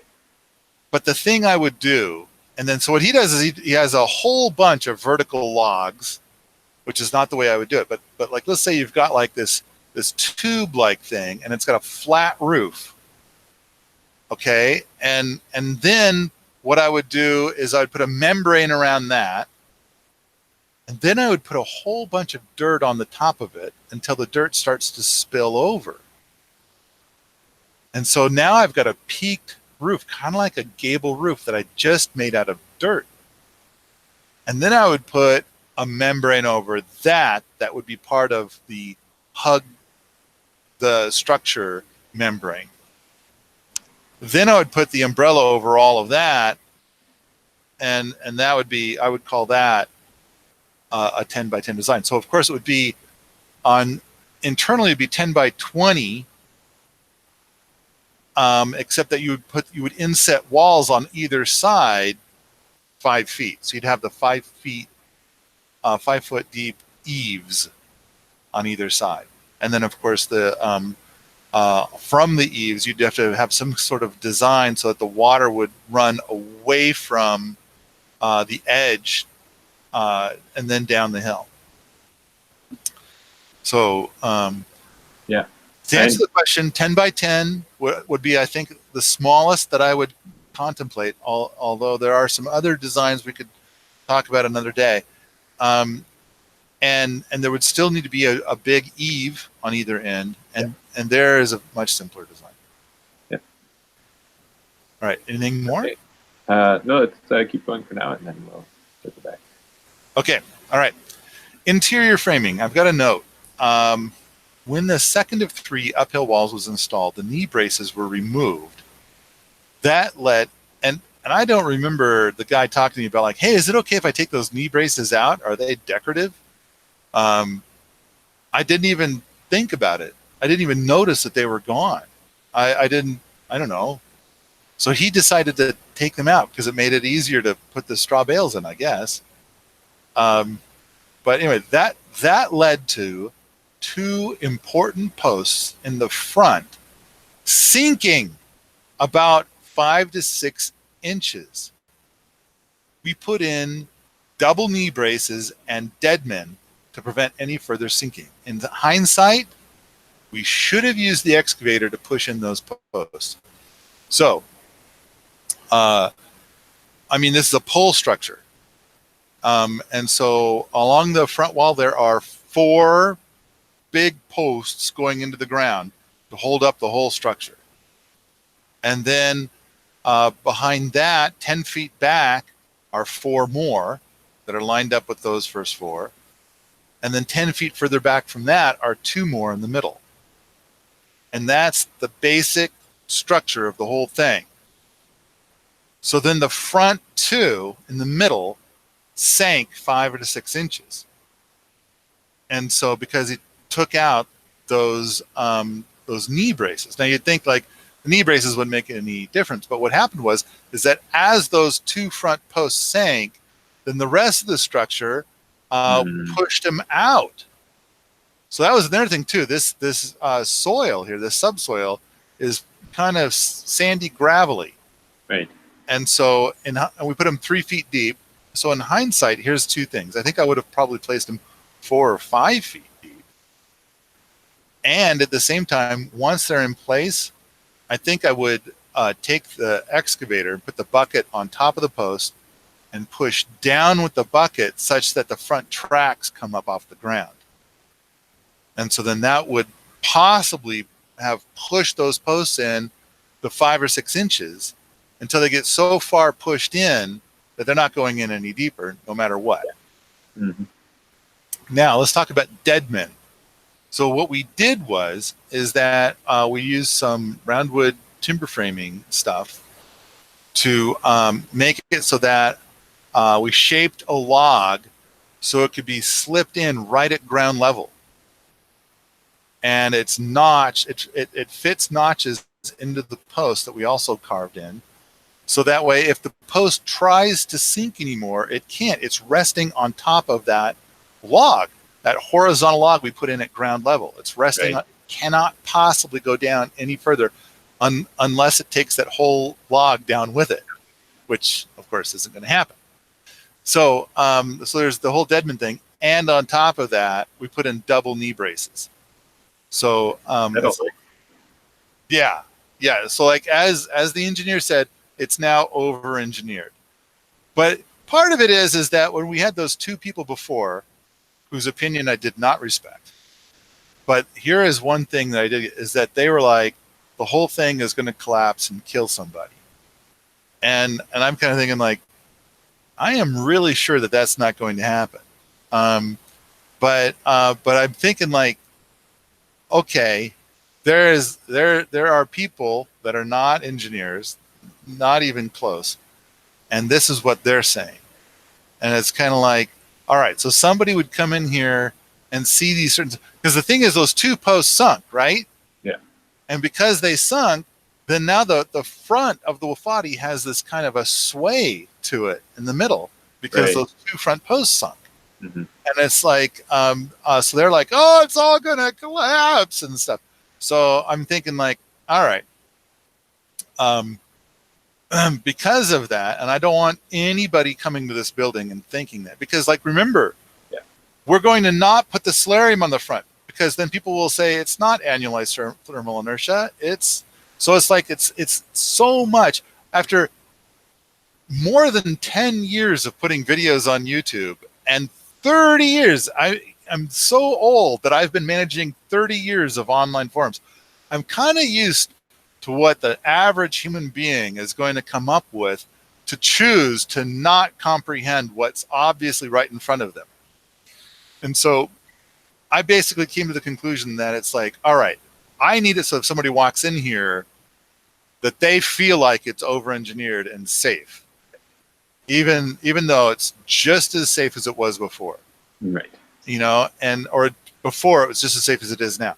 So it's like, all right, let's do this. We're going to over-engineer the inside. We're gonna do so much that it's going to look like it's ready to take on 40 feet of dirt put on top of it. So let's do that.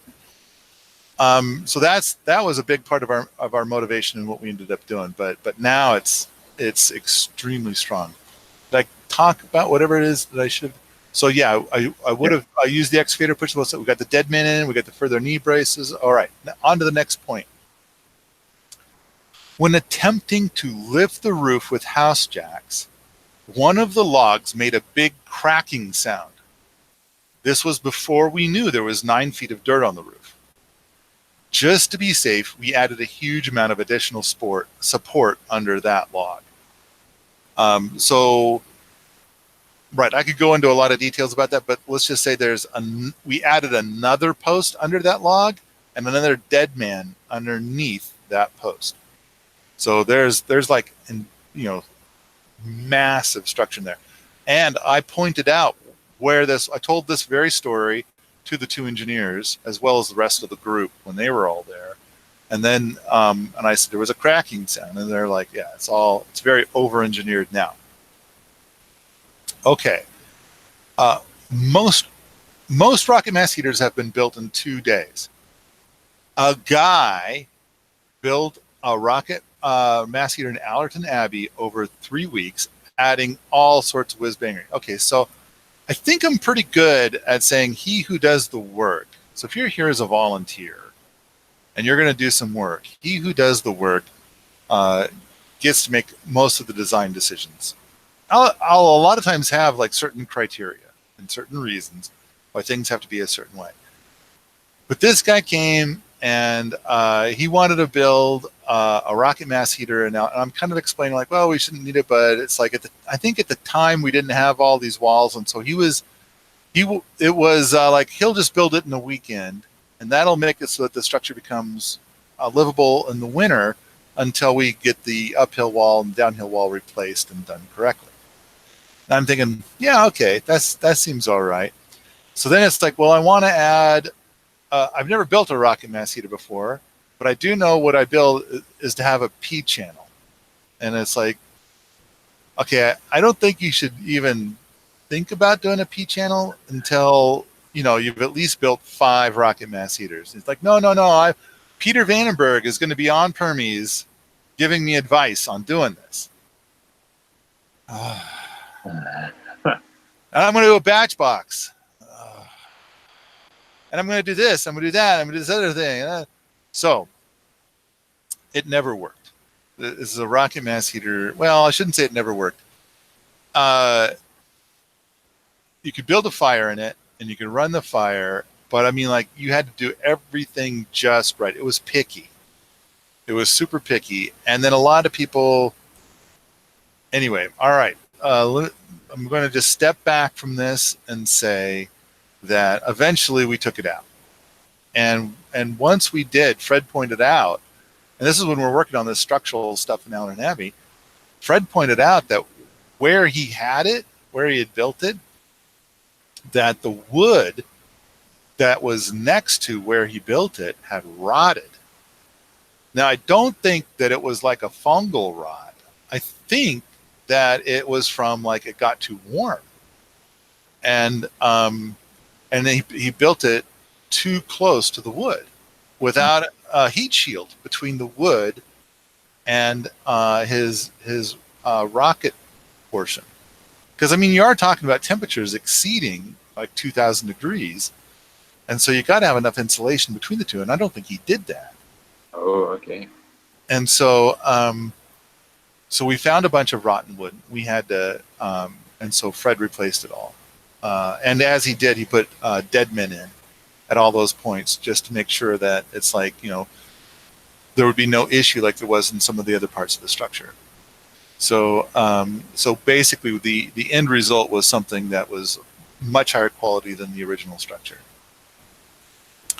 All right. Replace those logs. There was an exterior horizontal log that looked overwhelmed. So Fred added another log next to that log. So it was a smaller log, like a 3-inch or 4-inch diameter log.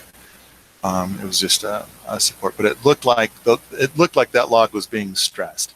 So Fred augmented it.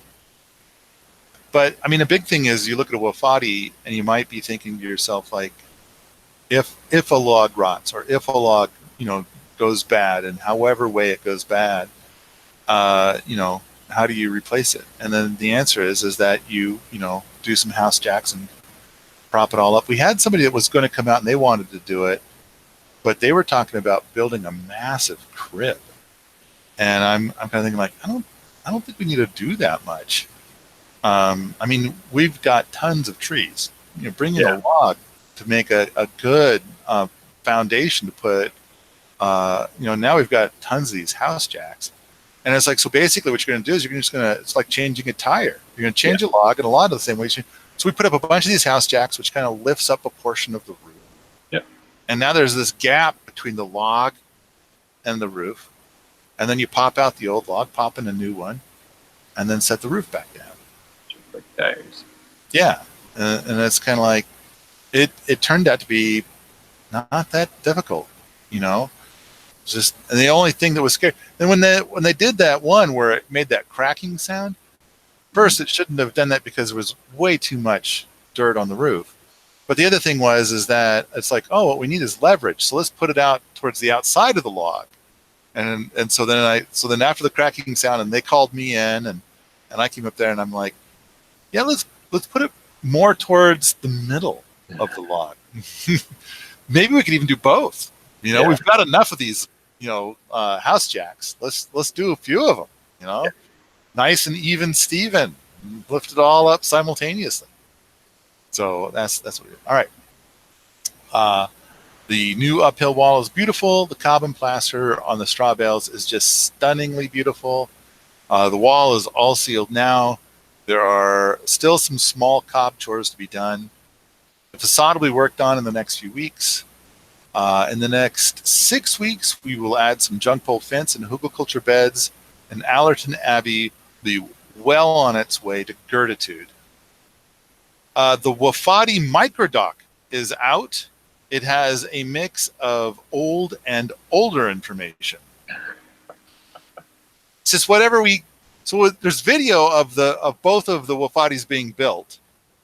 And then there's some from the tour that we did 2 years ago. And then there's a little bit of me sitting in Allerton Abbey trying to describe what's been done and what the function is. We need to get someone to come and live for a year, probably a boot. So, I mean, at this time, I'm kind of shifting everything to super hyper focus on the bootcamp program. But I'm open to the idea. Like when Emily and Tony came out and they lived in the teepee for the first year, they were amazing. They were just great. It would be wonderful to get another Emily and Tony to come out. In fact, I've explicitly invited Emily and Tony to come back multiple times. But it would be great to have someone live in the Wofati for a year. And the thing I would like is that they would be cooking like at least 2 meals a day in there, and being in there a lot. Not something like they're going to go work a commuter job. No. Because like with Emily and Tony, they lived in the teepee, but they continued to work on projects with us. But now I'm kind of thinking like, it would be great if it was somebody that was living in the Wofati where they stayed in the Wofati. Because I kind of feel like, okay, yeah, let's test the annualized thermal inertia. But I kind of like the idea of like, if you've got 2 bodies that are in there most of the day, every day, their body heat helps to kind of heat the structure. Yeah. And so, but for conventional houses, that's not enough heat, but maybe for a Wofati, it is. And how does that play in? What difference does that make? Okay. I'm open to other ideas, but a woman came by and she took a video of it, and I told her like, yeah, it'd be great to have somebody. So we started getting all these people contacting us.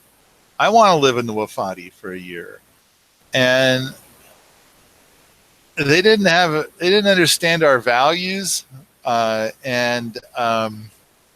when we explained to them, like, okay, you got to keep it tour ready. There they go. We don't allow smoking here. They're gone. We don't allow pot. They're gone. And one gal's like got past all those, and then it's like, but I got this dog, and I said, oh, we all love dogs. It's great. All I ask is that, your dog isn't hostile to me or to other people. She's gone. Like, wow, what kind of dog do you have? And so, all right. Here we're getting into Mark Tudor's stuff, and I want to address this, but how about this? If you read this, I will run away for about a minute, and I'll try to be back before you're done reading it, if you know what I mean. Okay. All right. I'll read through the whole post. All right. So here's the post that Mark made in one of the forums. That was about a month or 2 ago.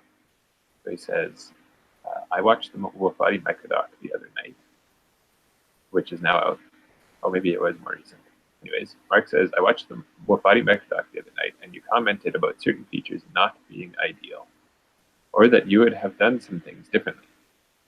Obviously, there's still more to learn about these first 2, as they have yet to go through the annualized thermal inertia part of testing. Any thoughts on having Boots/Ants stay in Allerton Abbey in between rentals now that it has the umbrella properly installed to help charge up the mass through the year? So I think the answer to that one, I think what Paul wants is the same people staying in there throughout a year. To really, so to have some people in there would be kind of like, oh yeah, that's kind of a bit of a, it kind of proves that it works. If you have people coming, going, but not the same as if everybody is there at the same time. So I think the goal here with Paul's experiment is that he wants it to be an experiment as if somebody is living in there full time. And so he wants someone living in there full time. And that way there are all of the same things of like, okay, you're going to be cooking regularly, doing these things regularly. We're going to keep reading that. So the gable area of the boot cabin, I believe someone asked about a loft. And I believe this is where you mentioned designing the roof differently. What changes would you make or want to try? The various exposed, not earth berm, wall designs in version 1 to 2, perhaps mentioning how the umbrella extends out under the ground in front and back, and if/how this ties into the straw bale and top wall. See, Paul is coming back here. I'm back. All right, so I've covered up to here. I answered the first question already on your behalf. The So Yay! you can go listen to the podcast and tell me if I got it wrong. Okay. But, I think I got it covered. So we're here. Okay, the gable area of Cooper Cabin. I believe someone asked about a loft, and I believe this is where you mentioned designing the roof differently. What changes would you make or want to try?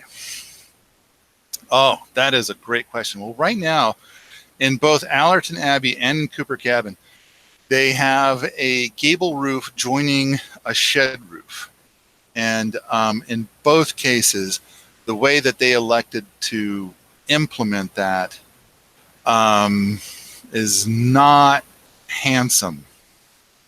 And there's reasons why. I mean, it's like you need, in order to be able to support the eave, then the shed roof needs to have a point of contact that's far back, and as well as in the middle. It's like there needs to be 2/3 of a stick that's being weighted onto these two posts, so that the last third of the stick can stick out in outer space and hold the eave up. And then you're trying to introduce a gable on top of that from the other direction. So you end up internally, you kind of see this gable roof stuff over the shed roof from the inside. So you could kind of get this idea of like, oh, you could put a loft in there, because you kind of see what looks like a lopsided loft, where if you try to go up there, you would slide off. That's inside the building. And so basically you look at that and it's like, that is not an elegant solution. So what I think I'd like to see happen, and this ties into something I talked about just a few moments ago, is that I'd like to see the lower part where the gable roof is going to go to have a flat roof. And it'll appear to be a flat roof from the inside. So basically what you're going to do is you're going to put the membrane on the shed roof and a membrane on the flat roof. And that's all going to go together very, very nicely. And then do the thing that I talked about earlier, where you're going to have dirt piled up on the flat roof in such a way that it kind of makes a gable roof-like shape on top of that. Then you're going to put another layer that hugs the whole structure on top of that. And then you're going to put on the umbrella over the whole structure. Now, so this is this new design that I think that I would like to see attempted for a Wofati. Hell, I'd love to see it drawn up in SketchUp or something like that. Right. And it's like I'm a poor SketchUp person. I do okay, but on top of that, I've been on Linux now for like 3.5 years. I don't think SketchUp's available on Linux. I don't know.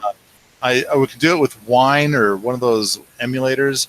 Oh, I have yet to even fire one of those up. I've got like everything I need is in Linux Mint, but there are some programs that are like 3D design tools that are like SketchUp that are available. But once I start in that, then the only other people that can modify them, like if I hand the file off, would have to be people that have that exact same tool, whereas SketchUp seems to be the most popular tool. All right, so the thing is that would love to see some of these designs and stuff. And I kind of feel like for a lot of this stuff, which includes the Kickstarter, which includes PEP, which includes so many other things, it's like I'm trying to move a lot of stuff forward all at once. And for every idea that I've shared publicly, I probably have 20 or 30 more that I have not shared publicly, because it's like I'm still struggling to get the other ideas out. And a lot of them are like, once we got this idea done, then there's like a bunch of stuff that we could do on top of that. And so it's kind of like, I wish that we had 100 people it was their full-time job to help me move all my ideas forward, but that's not the way things work. So here we are. We make the best of it. Yeah. But if somebody were to make some drawings, that'd be cool. All right. The various exposed, not earthberm, wall designs in version 1-2. Various. Perhaps monitoring how the umbrella extends out underground in the front and the back, and if/how it ties into the straw bale cob walls. Oh, that is a great question. So, yeah, the umbrella extends out underneath the deck in the front and underneath the deck in the back, and they do tie in to those walls. So now we've been using wood duff. There's what we do is we go to a mill and we can get like 5 cubic yards at a time of wood chips.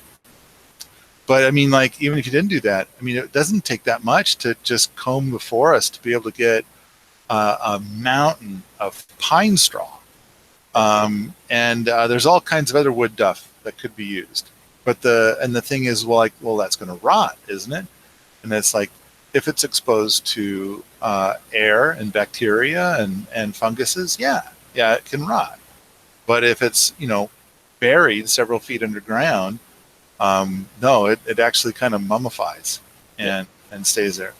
And the greater concern that you have is like whether or not a branch is going to poke through a membrane layer at some point. But yeah, where it joins, then I mean, it's not that interesting, really. You're going to have a straw bale. You might choose to put your straw bale on some kind of foundation. I authentically believe that, and Ernie will argue with me about this for hours, and it's like, let's run some experiments. But I authentically believe that if you put some prep on the dirt, like some kind of material, like, it could be wood ashes, it could be a little diatomaceous earth, maybe a little bit of borax. So it's like there's the whole mix that we put in with the posts. You put a little bit of that down on the dirt, or even don't. Just put the straw bale directly onto the dry dirt. That it will last fine. You don't need a foundation. You don't need to have something underneath it. A lot of that has to do with this general design of the house, where all the water is directed away from the house. Now, in a lot of the cases that I've seen, it's like, oh, we've built this straw bale wall, and we've covered it with a certain amount of cob, and it gets down to the foundation, and it's not covered in cob anymore. But it's like the eave is like 3 inches. The roof eave is like 3 inches.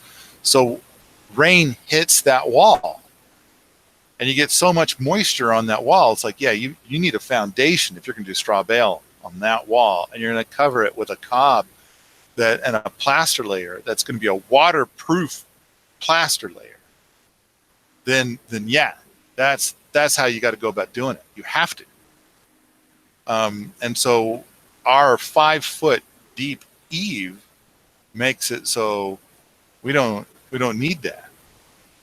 We don't need that weird foundation, and so we can put it direct. So now let's suppose that we put it directly on the ground, and that half of that ground could be this duff layer. That'll work. Now, I kind of like the idea of like having something that is a little foundation-esque, taking 2 logs and you flatten the top and the bottom, and that they act as a little bit of a foundation, and they sit on top of the duff layer that it's going to be the layer that goes underneath the ground underneath the front porch. So that's my general design. And it goes down pretty quickly. It goes down at a pretty steep angle, like a 45-degree angle down. and then you end up putting a lot of dirt on top of that. So that way your porch is sitting on top of a pretty sturdy, thick layer of dirt. Right. Now, you could travel a path where you choose to put very little wood duff in there, because that, if it's just plain dirt and you just put, a layer of membrane down there and no wood duff layer, I kind of wonder how well that would work. I think because it's going to be so far from the house, it'll work out pretty good. I mean, if you've got like 4 or 5 feet goes out, then it's like that itself acts like a lot of insulation if that dirt is dry. Yeah. So, all right. Let's see. The next one, building the walls where in contact with the earth. Building the walls where in contact with the earth. Full junk poles, small logs versus on-site milled slabs versus cost of dimensional lumber and the use of cob to fill gaps before backfilling. Building the walls where in contact with the earth. Okay. Full junk poles or small logs. Okay. So what I like to suggest is that on your exterior wall, that's on a wall that's going to have earth on the other side. Mm-hmm. What I like the idea of is putting a vertical post in every 5 feet, and then you're going to use smaller wood on the outside side of those logs. And now Mike Ayler did something where he put in a lot more vertical logs, and then he went and got a bunch of dimensional lumber cutoff pieces that were like somewhere between 2 and 2.5 feet long, and then he would make his exterior wall out of those, and they were flat and nice to be able to attach things to and not get scuffed up and stuff. And he was getting them for free, but of course, you have to drive over and get them and stuff. I like using the material from the land, and a lot of it is that I know it's going to take some work to peel that wood, and of course go get it and bring it over. But I mean, like the sticks of that size, I mean, you could grab 3 or 4 and just drag them over by hand, and so it's a pretty easygoing little project. I like the idea of using the material from the land more than driving however far you might need to drive to go to get to a mill which happens to have materials that you can use. And I kind of feel like that's a big part of the natural building is using materials from the land. And then using the cob to fill the gaps before backfilling.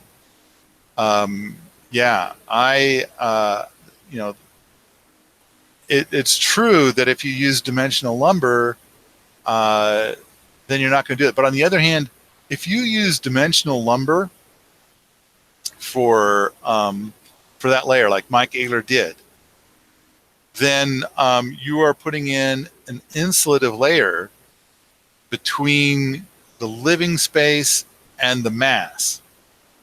And what I want to do is to be able to say, somebody's saying, speak up, please. Can you hear me okay?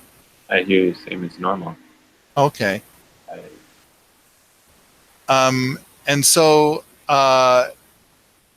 if you've got that 1.5 inch thick layer of wood that's insulative, and granted, in Mike Ayler's design, then the cold water would come and brush up against that membrane right there, and so then okay, so there's like this non-frozen but very cold water right next to your house, and all the insulation you have is that 1.5 inch thick chunk of wood. And it's kind of like, okay, you know, that's that's a certain level of cold right there, and you want to insulate yourself from the cold. But we're going a whole different route Right. with the Wofati. This is one of the big changes in the Wofati design, is we're saying that mass in the middle of winter, that mass is like 75 degrees, maybe even 78 degrees. It's going to heat us. I don't want to put an insulative layer between us. So with the logs, there's going to be gaps between the logs, and then we're going to put cob there, which is conductive.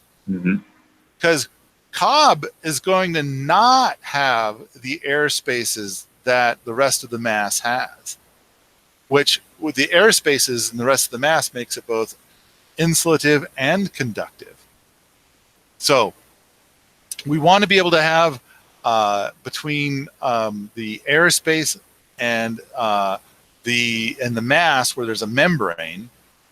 So between the airspace and the membrane, we want to be able to fill those spaces between those logs, just so that if we have a home and we're going to do a little bit of nesting in the home, we're going to do a little bit of housekeeping.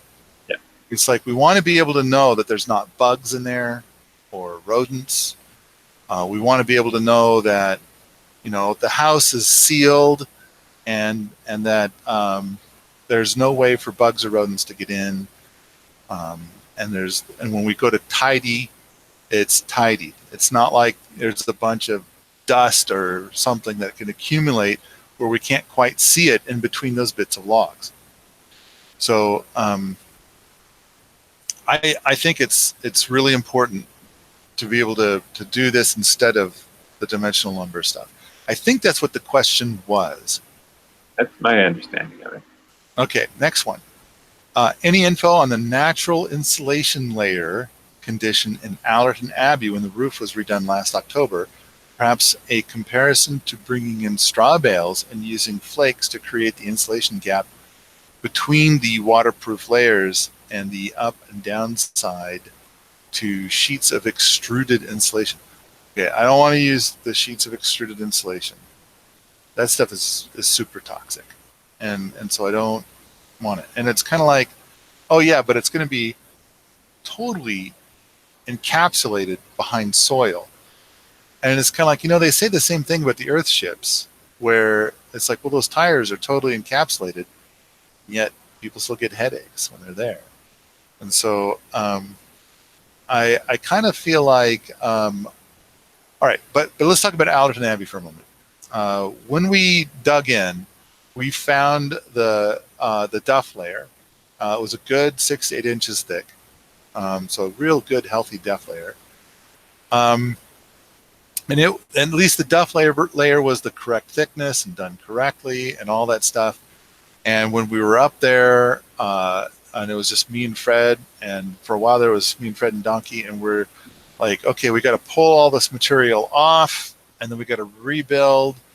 And so what are we going to do with this duff layer? And I just made the executive decision of like, ignore it. You know, it's going to get mixed in as we put it all back together, and just let it get mixed in, but we're not going to try and do a duff layer. We're just going to, so currently Allerton Abbey does not have an insulative duff layer. And it's like, let's see how it goes. Let's see how it performs. And I want to throw out a quick shout out too about the doors. The doors, when they were originally hung, they were not hung really well, and so they've needed a lot of repair. And now it seems like the doors have been, how they're hung has been dramatically overhauled.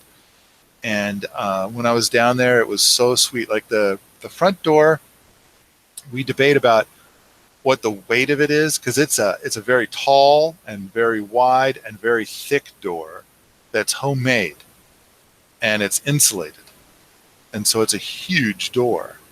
And I think it weighs about 200 pounds, but we've had some people who speculate that it weighs over 400 pounds. But the great thing about the door is that since it is so heavy, it's like even if there was no latch whatsoever, I think that a strong wind would not move that door. So when you open and close the door, you got to kind of throw your shoulder into it a little bit to get it to go. But it does, it swings ever so sweetly right now. And then what we did is we put some magnets in it. So now, in fact, when the door goes to close, it kind of makes a zip sound as all the magnets kind of, all grab hold, and it holds it in place. We have not yet put in a proper latch of any kind, and that's something we should probably do fairly soon. All right, but let's see. The question was about the insulation layer. I guess for now, instead of a duff layer, what we've got is, which by the way, a duff layer is going to be about R2 per inch. And the dry dirt that happens to have this sporadic piece of wood chip mixed in is probably going to be something about R 0.68 per inch. And so not as good per inch. And so let's see how it does. I mean, I kind of feel like a lot of people have gotten hung up on the duff layer too. So, but now, okay, the question also talks about possibly using straw bales. That could work, but now we're bringing in straw bales, and it's like, so we built these straw bale walls. We had to drive 4 hours round trip to go get these straw bales. And I kind of feel like these straw bale walls lost a lot of eco points when we did that. And I'd rather use natural materials. Now, I kind of feel like for the next one, like when we do something, in fact, maybe for Cooper Cabin, I kind of feel like what I'd like to try is slip straw. I've never done slip straw before, but I've heard a lot about it. And I think that might be possibly, because we've got naturally occurring here on this land, 4 different kinds of sand and 3 different kinds of clay. And so I kind of feel like, and then of course, lots of organic matter everywhere. Yeah. But we've got the Dances with Pigs meadow, which when you're looking at it in the early spring or late fall, it's just covered with this soaking wet straw, which you could just go out and grab by the handful and pull out of the ground. You don't even need a scythe or anything. Just break it off, just pull it. And I kind of feel like take that, mix it in with some clay, you got your slip straw.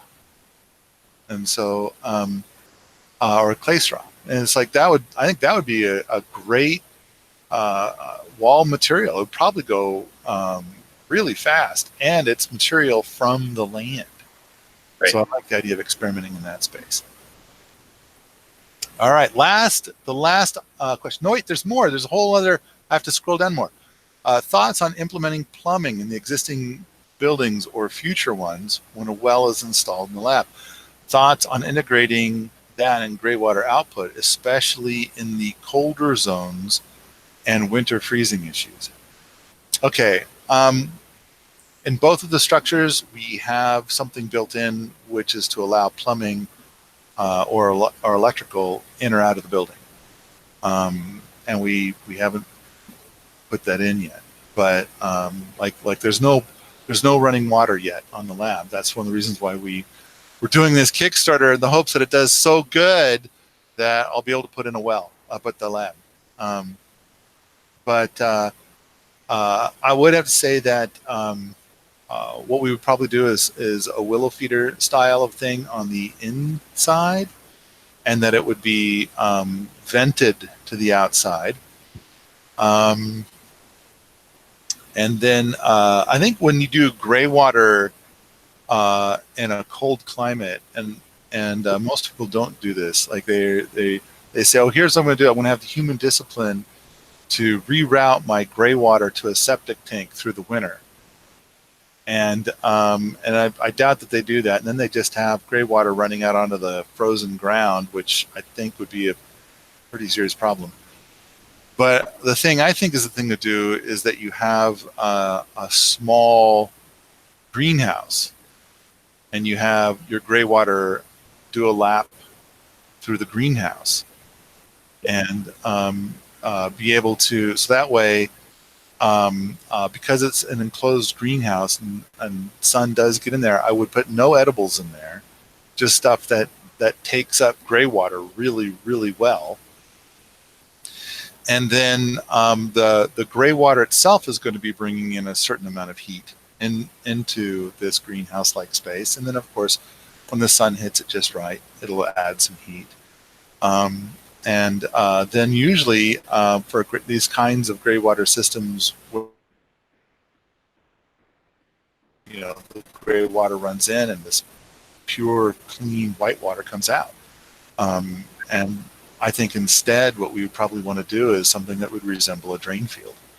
But you could collect the water from the gray water system and route it to a pond system or something like that if you wanted to.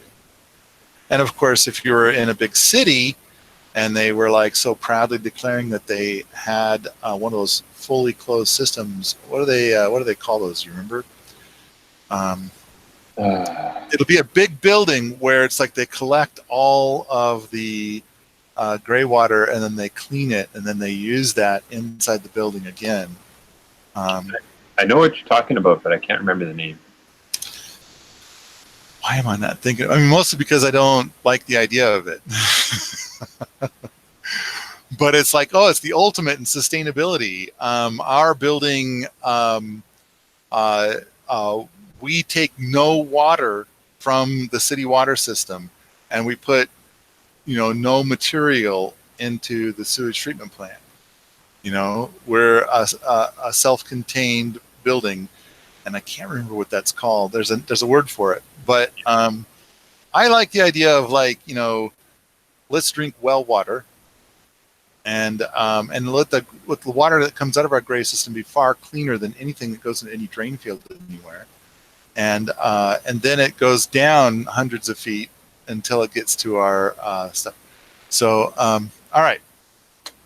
Let's see. So are those enough thoughts about? Oh, because that solves the freezing issues. I'm trying to solve the freezing issues. I think that you got to be able to have your gray water growies be able to process that stuff in the wintertime all year long. Comments of the current flooring versus cob adobe floor. Let's see, and implementing insulation X inches underneath the finished surface if you would at all. I don't think I would want to put any insulation underneath. I mean, I'm thinking that's part of my thermal mass.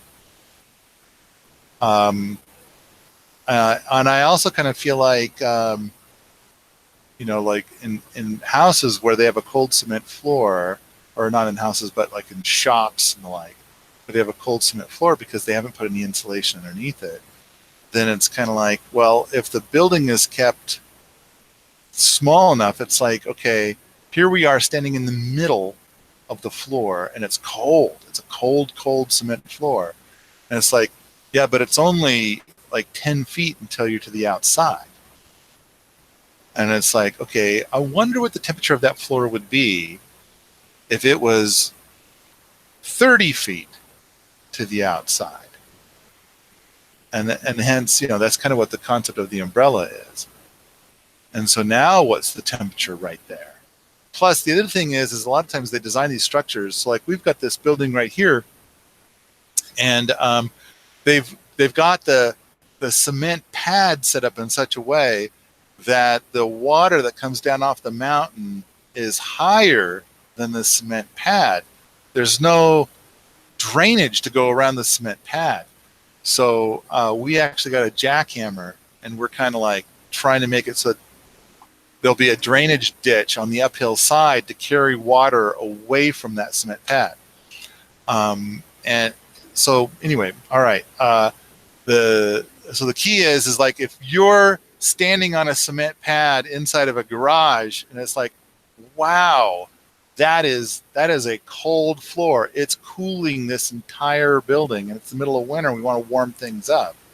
And it's kind of like, yeah, the current outdoors is cooling your slab, so to speak. I mean, yeah, you know exactly what I'm talking about.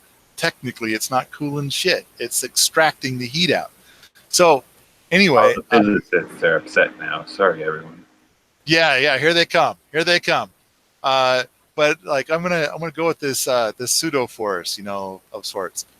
Um, and it's kind of like I just feel like if it was further away, it would be warm. And not only would it be warm, but it would hold that warmth for many years. And so it's about being further away and keeping the water out. So if you've got water like passing like 3 feet underneath your building, then it's like that's going to chill your building in the middle of winter when you don't want it chilled. Okay, let's see. Various methods for protecting the posts where they are buried. The DE ash borax mix versus wrapping versus tamped gravel versus combinations of them all. I'm leaning towards wrapping the pole in plastic. Oh man, I want to talk you out of that. But not the bottom, just the sides. Oh, that is interesting. Yeah, I thought wrapping the pole in plastic. No. And then I saw the next part that that is interesting. Yeah. Then the tamped hole has landscape fabric inserted to hold 6-inch of road base, which is tamped down as well. And then some landscape fabric on top, which would hold the DE borax mix, so it can't settle into the gravel and will help counter and damage as remaining sap moisture from the log drains out once in place, since most builders aren't waiting 1 to 2 years after cutting logs before they build. All right. I got to say that my current thinking is that the idea of putting gravel in the bottom of the hole is good. Putting cement in the bottom of the hole is just in general a bad idea. However, if you were to make the hole be like, if you're going to put a post in that's 10 inches in diameter, and you made your hole 24 inches in diameter, and then you put cement in the bottom, so that it basically made a broad footpad. So it's going to be difficult to get past that to push down. So it's got a bigger footprint to push down. Does that make sense? I think so. Yeah. It's like you're burying a dead man. You're making like if you had a like, let's say you've got some sandy soil and you put the 10-inch diameter log in, and then you go with your excavator and you push down on the top. You'll be able to drive that in like an extra 4 inches or something like that. Or in the case of Allerton Abbey, maybe even 5 or 6 inches. But now if you made your hole this crazy enormous hole, you made it like 24 inches in diameter, and then you put like a 3-inch thick cement pad down there in the bottom of that hole, and then you put the log in and you filled it around the log, and you tried to put weight on it to push it down, you probably wouldn't be able to push it down at all because it's got that foot it's sitting on. Yeah. And so if you're going to try and do something like that, that's different. But the thing is like making your hole that big is kind of dumb. Yeah. Now, what you could do is you could try to dig the whole area down with an excavator, or you could try to dig some trenches where your posts are going to go that are like, 2 feet wide and, as deep as you want your post to go in. And it's like that's a plausible, and then pour in your cement footing. But it's like, okay, now we're kind of in the whole space of like, why you don't want to use cement. Yeah. And so now because I kind of feel like it might work, but I kind of feel like there's times when you might want to use a little bit of cement here and there. And I kind of feel like if you use such a small amount of cement that you made the cement yourself, then I kind of feel like, okay, that can still be natural building. But I think it would be more of a natural building if you used zero cement. for all the reasons. And so it's kind of like, all right, so that's got benefit, but like let's step away from that benefit. Let's step away from, because we're not going to use cement, so therefore not going to. You could these huge logs, and you're going to set your posts on top of those enormous logs. That's a possibility, but that, I mean, now it's starting to get like you're making this a lot harder than.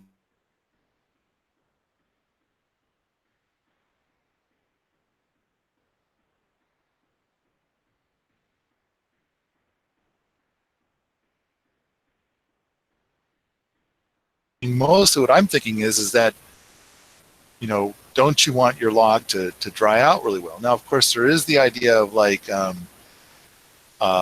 where the point at which it's most likely to rot is right at the soil surface, and because that's where you've got like your moisture and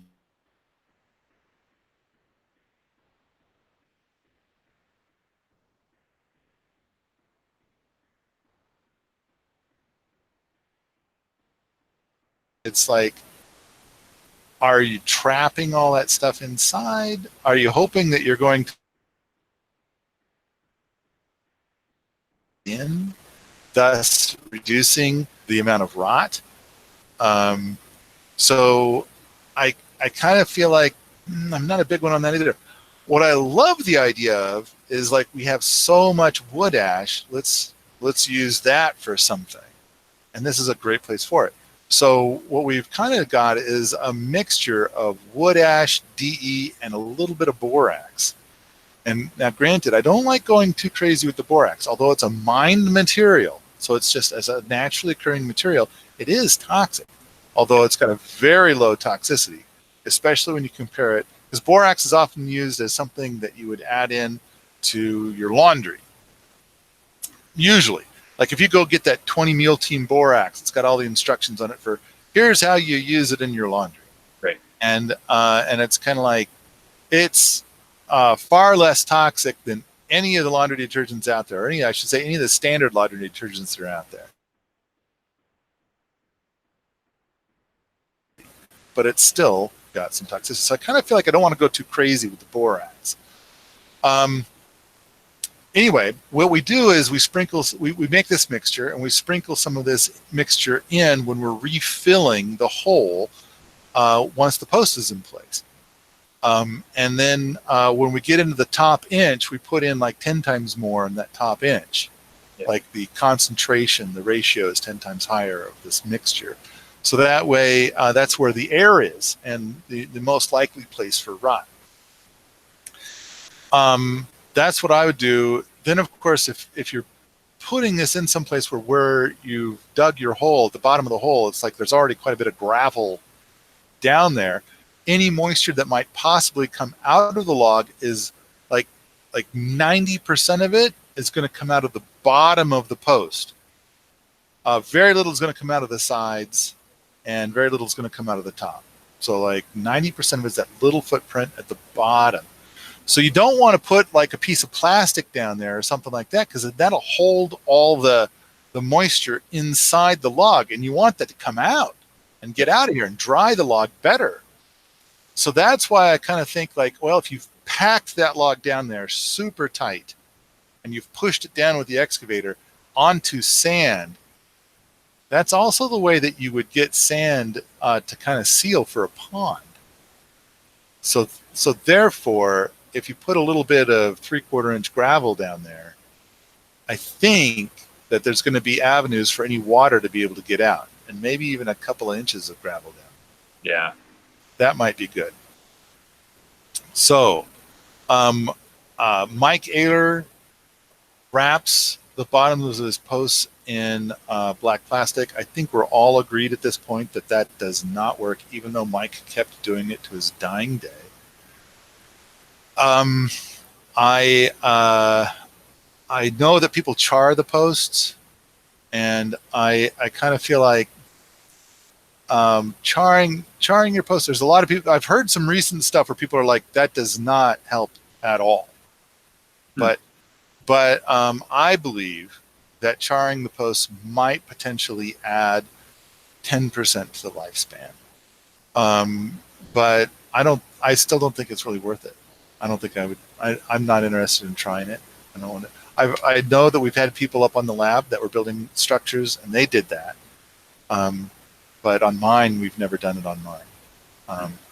So I think I'd let it go. I think it's like maybe the idea is like if you've got lots of time on your hands, build 2 Wofatis, one with the charred posts and one without, and then like etch that up in 20, 30 years and see how it did. Now Mark was here and he did some work with the berm shed when we were doing an event last fall, and I think 3 of the posts, because when the berm shed was first put in, the guy that put it in, he had his own philosophies on how the drainage should be, which is different than mine. My philosophy is he who builds it gets a lot of space to do it their way. Right. So he wanted to put in this drain system with pipes and stuff. So I still own these grates and pipes and things, but he split before he got that far. And I think one of the reasons he split is that he didn't put the drain system in first, and so there was like this heavy rain, and we had 2 feet of standing water inside the berm shed. And so after he left, then my idea was to basically change the slope of the land to slope away from the berm shed. And that means cutting out 1.5 feet of dirt on the uphill side so that it slopes away from the berm shed. So we did that, and we have never seen a lake in there since. But because of this repeated lake activity, I believe is the reason that when they were in there reworking this one into the berm shed, they went to some of these posts, and 3 of them were rotten at the base. And so they replaced them. And I think it's because of that flooding thing. Also, I'm not sure if they put anything in with the posts. And so we put this mixture in with the posts. So let's see. Did I cover all the little bits and bobs about putting the posts in the ground? I mean, I think the number one thing you can do is keep the posts dry. Yeah. And in a Wofati, the design is that for every post, there's at least 5 feet until there's the potential of any kind of rainwater or moisture. And so then that helps to keep the posts very, very dry. And that's going to be a very powerful preservative. Okay, any options for tying in rocket appliances within a Wofati? The rocket mass heater, the rocket oven, the rocket water heater. So I do think that yeah, you can, and I think that the place to build those things is probably near one of the non-berm walls. So like the uphill wall or the downhill wall. Yeah. And so inside of Cooper Cabin, a rocket mass heater is in there. In fact, there's a rocket mass heater and a rocket cooktop are in there. And the rocket mass heater is like in the middle, like halfway between the uphill wall and the downhill wall. And I think that if we had do-overs and you wanted to have a rocket mass heater in there, which I kind of feel like, I hope we don't need a rocket mass heater in a Wofati when they're done. But I would have put the rocket mass heater next to the uphill wall. And now that's another thing too, is that, you know, when they went to go put the cooktop in, I felt like it should be next to one of the walls. They put the cooktop in at Allerton Abbey. I felt it should be next to one of the walls, but they, you know, I kind of leave it up to the person doing the work. They put it again in the middle, and so there's a little bit extra exhaust ducting going on there for that, which, you know, I kind of wish they didn't have. Anyway, I kind of feel like if a Wofati works well, then it shouldn't need a rocket mass heater at all. And so that said, I kind of feel like when we get Cooper Cabin done, we'll leave the rocket mass heater in there. And then it's plausible, and this is especially true when you read the work of Don Stevens as opposed to John Haidt, then it's plausible that what will happen is that the rocket mass heater will still be there, and we could record how much wood is used, and then by the third or fourth year, it might be down to zero. There'll be zero wood used for the rocket mass heater. Like, it's always there, ready to go as an option. And in fact, the total amount of wood that ends up being burned in it might be utterly displaced by if there wasn't a big hole in the wall to carry the exhaust outside that allows cold to come back in. And so if that was not there, it would be like you don't need the rocket mass heater at all. I hope that that's where we end, but really we need to do so much testing, and budgets are tight. Yep. All right, let's see. The last item. Any comments on the Wofati in relation to the Better World book? There's a whole chapter in the Better World book, chapter 30, which we already covered. I don't know if he's looking for something more. Do you read anything more on that? I haven't seen anything else. No. Oh, okay. All right. Let's call that good. Now, I suspect that there have been a lot of questions. I see your name in the chat thing. So you've been talking to people there. Yep. We got another review on our book posted while we were talking. Oh, good. Thanks. How many acorns did we get? 9.5. Oh, okay. I think that's exciting. Yeah, I haven't had a chance to read the whole thing. Okay. All right. A couple of questions came up. One person, when we were talking about putting the poles in the ground, were saying, they said, so the borax is to keep it dry and absorb moisture. The borax is an antifungal. Yeah. And so if you use borax in your laundry, like I think a great example is like with however you do your laundry, and then it comes out, like you pull it out of your drawer and it's like, wow, it smells weird. It smells like laundry. It's, there's this odd smell to it. Yuck. Borax is famous for, that's the ingredient that you add to make it so that your clothes do not have a smell. And because a lot of those smells are fungal, and so it's an antifungal. But fungus is the thing that generally eats wood. I mean, bacteria does too. But if you've got this antibacterial, antifungal mineral, which is nearly an element, so it's like it pretty much cannot be broken down. Pretty much. I mean, we're talking about boron, right? It's on the elemental chart.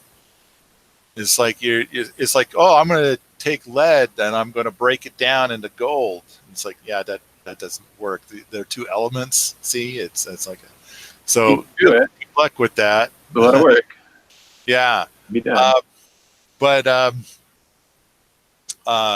So it's not the boron isn't going to break down. So it's kind of like this permanent fixture, and it's going to be it's a toxin.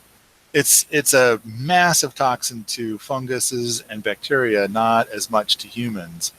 In fact, we need boron to live. And then in fact, there's a lot of times too where they use borax as a fertilizer. So there are certain soils that are so low in boron that they'll add borax. But on top of that, have you ever gone, and maybe, I don't think they have this anymore, but you're like, go back 20 years in time, and then you're going to go to the gas station and wash your hands, and then you hit the little thing and it puts this gritty powder on your hands. That's usually borax. That it would be a borax based hand washing thing. So to give you an idea of how safe it is, but for us, how safe it is for human beings. But again, I think some people can get seriously ill from having contact with borax or borates, but it's or boric acid, but it's not very many people. And still, I want to treat it as the toxin that it is, and try to keep it away from people. But at the same time, it works as an anti-biological kind of thing to make sure that your wood is less likely to rot. But I also want to minimize the use of it, rather use, because the other thing is, like with wood ash, we have gobs of that we're generating every year from all the different rocket mass heaters we have running. We had another comment about somebody who said, my concern with earth integrated structures is the drainage. We get 60 inches a year of rain. And I think my comment to keep the reply short would be to go back and listen to the last one that Paul and I did, where we described the structure of the Wofati and how it's designed. It's very much designed to drain water away. Yeah, water will not get in the house if it's built properly. If you're on a sloped structure and you build it the way it's designed to be built, I don't think you'll have any problems whatsoever. And so, it's designed to move the water away from the structure in a very massive scale. So I think the only Achilles heel for the structure is if you try to build it on a flat surface in a flood zone. Yeah. So, hey, and I can see that Dan Oman is here. Hi, Dan. And so he's there as the grass-fed homestead. And he's talking about how there's a restaurant that uses borax powder in their bathrooms right now for hand soap. So, all right. What else? What else has gone by in the chat thing? We have somebody who just asked if there's a typical square footage. I think the answer to that is no. There are only a couple in existence.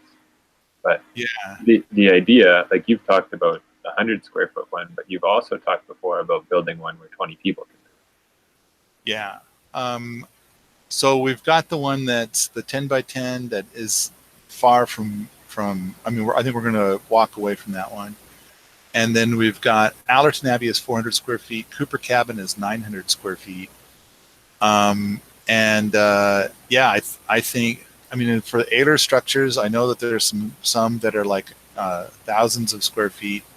But yeah, the one that's going to be 20 people living under one roof, that's probably going to be something on the order of like a dozen bedrooms. And some of those bedrooms will accommodate multiple people in them.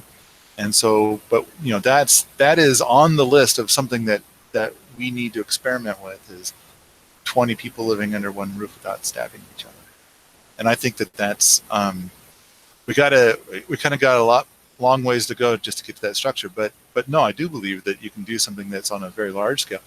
Look at the what they do with the earth ships and stuff. And Ayler structures, this is something that can go on for and be quite extensive. Another question here, a comment. One says, an ancient waterproofing method for wood, raw linseed oil mixed with charcoal. They say, I've seen roof beams in English houses 800 years old. Part 2. Somebody in a book, 1800s farming book, said that if you put that on a fence post, you will die before the fence post rots. I hope that means that, the fence post isn't killing you. Like I shortened your lifespan. You won this race by cheating.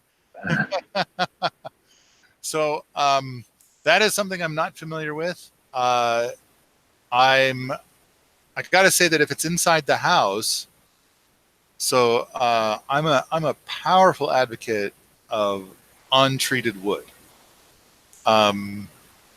I like for most of my stuff to be completely untreated, to have no linseed oil, no tung oil, no anything on it. And we've had some people who said that you just can't do that. You have to preserve it. And it's like I've got a set of shelves in here that are about 30 years old that I made from fresh wood when about 30 years ago, and I made a hutch, and so the wood has extracted natural oils from the air to some degree. Like it is now a darker wood than other things, and it's gotten that way naturally by itself. And it is, other than that, it's like the wood is brand new. There is no sign of rot. Right. Anything that you would think, anything that I was warned about when I first built it. And then it's like, you gotta at least oil it. And so the key is when you go outside, that's a whole different story. Everything is different. And so it's like, for this kind of wood, I mean, one of the things that we've planted a ton of over the years is black locust. And it's kind of like, okay, my understanding is that if you have a fence post, that what they'll do is they'll plant it, they'll have a fence post that's black locust out in a field, and after 40 years, they'll pull the fence post up, turn it around, and stick it back in the ground, and they'll get another 40 years out of it. And so it sounds like it's in line with what you're talking about, but what you're talking about also sounds like a lot of work. Now, it's possible that if it's true, that it could be a great solution, but at the same time, I would worry a little bit about, like, when you have the charcoal and the linseed oil coming into contact with each other, does it make anything toxic? Does it make anything that we should be worried about? I know that right now we're talking about, we had a bunch of people here who made all kinds of signs for things about 3 years ago, and they were just fun and beautiful and everywhere, and they just used a wood burning tool, and so then it was like looked like a big soldering iron, and it would just, like, burn onto the wood, and then that, they did all kinds of fun things, and those signs have all faded. And I kind of have asked, like, hey, can we try putting some tung oil on those next time? Yeah. And that'll get it to last longer. But of course, it's exactly what that person just said. A little bit of charcoal, which is basically burnt wood, the blackened part of the wood, and a little bit of linseed oil. And it's kind of like, and I'm saying, like, well, but of course you're doing it on a much larger scale. I don't know. It sounds like, basically, I'm kind of running through the chemistry in my head, and I'm kind of thinking, like, can't think of a reason why it would be bad. It seems like it would be okay. And if, I would love, I mean, there's that whole thread at Permies where we talk about all of the different strategies for the posts for these kinds of structures. I would love to see that posted out there, and to see all the responses to it. Like, is anybody going to challenge it? Is anybody going to take it on, especially when the book comes out? But it seems like there's lots of discussion there already about this very topic. Right. All right. I think that's all we've got here today. All right. So, anything else that you want to squeeze into a podcast last minute? Like, go support our Kickstarter, because that would be come support our Kickstarter. Appreciate all the people who have done so already. You guys are all awesome. Yeah. This is so exciting that it's gotten. I mean, it's like, this might be the most that any might, because we're about at the halfway point right now. Yeah. And I think that this is the most any of my Kickstarters have ever been funded at this point. And so part of me is like, oh, good, I'll just take the rest of this Kickstarter off. Take it easy and call it good, And another part of me is like all full of ideas and hopes, and it's like, what does it take to get a Kickstarter that brings in more than I've ever brought in before? What does it take to bring in the amount of money that I've seen, I mean, like if you look, there's some Kickstarters out there that get like over $1 million. And I kind of feel like our product is better than their product. Why don't we get $1 million? And so part of it is that for whatever reason, Kickstarter does not love us. They make it very clear. They go through all the projects. We love this one, and we love this one, and there's Paul's project, which we don't love. And then there's these other ones we love, you know, and apparently that's a big part of their algorithm. Like if you go and you list their stuff under their default algorithm, everything at the top is projects we love. And then it's like, you got to sort by something else to get my stuff to come up. I don't know what it is. And then they've got this environmental listing, and our stuff's all about the environment. And it's kind of like the rocket oven stuff. They put the rocket oven stuff in their environmental listing, but they won't put our book in the environmental listing. But all right, all that aside, it's like I've got this twisted life I'm living now where part of it is like 55 grand is lots. That's lots. We're great. I'm going to go take a nap now. And twisted up with the whole idea of like, if I work my butt off for the last 2 weeks, maybe I can get it over 100, and maybe it'll even go over 1 million. I mean, like there's some, if I could learn the magic words or learn whatever it was these other guys did to go over 1 million, because I think it's like, I do believe, and I'm biased, that our product is better. This book is amazing. And I kind of feel like there's some piece of magic or something that I don't know about that'll get it to like super duper big time. And I don't know. I don't know what super duper big time, how you get super duper big time. I don't get it. But I'm, you know, so for the last 2 weeks, it seems like we're going to be the quest for super duper big time. I know it is. Let's see how it goes. Yeah. But you and I talked this morning about a strategy that could be for super duper big time. But it's like, I think we've burned through 7 strategies already for super duper big time. And we're just doing quite well as opposed to like super duper big time. All right. Oh, look at that. There's big buttons in the chat. What are those? I don't know. It says the new tax laws specific to Kickstarter fuck you hard. Oh, great. That's not what I needed to hear. Well, how exciting. Hey, and Sean, you're in Canada. Suddenly I'm getting the feeling that this is your Kickstarter. It's set up on your account. Otherwise we could, but. Oh, it says just stay under 1 million. Oh, okay. Oh, okay. So, well, if people can stop supporting us at 999,999, that would be really helpful. Apparently, the most funded book on Kickstarter ever was 900,000. And so, yeah, if we hit that number, we will be the most funded book on Kickstarter ever.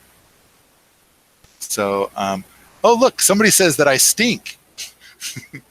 Somebody says, you smell like doo-doo. And then they say, you stink. Who is that? So maybe they're talking to somebody else in the chat. Maybe they're talking to me. How can they smell me over the internet? Smell-o-vision. All right. Yeah. On that note of me stinking, let's call it good. Let's do a wrap. If you like this sort of thing, come on out to the forums at permies.com, where we talk about natural building, homesteading, and permaculture all the time.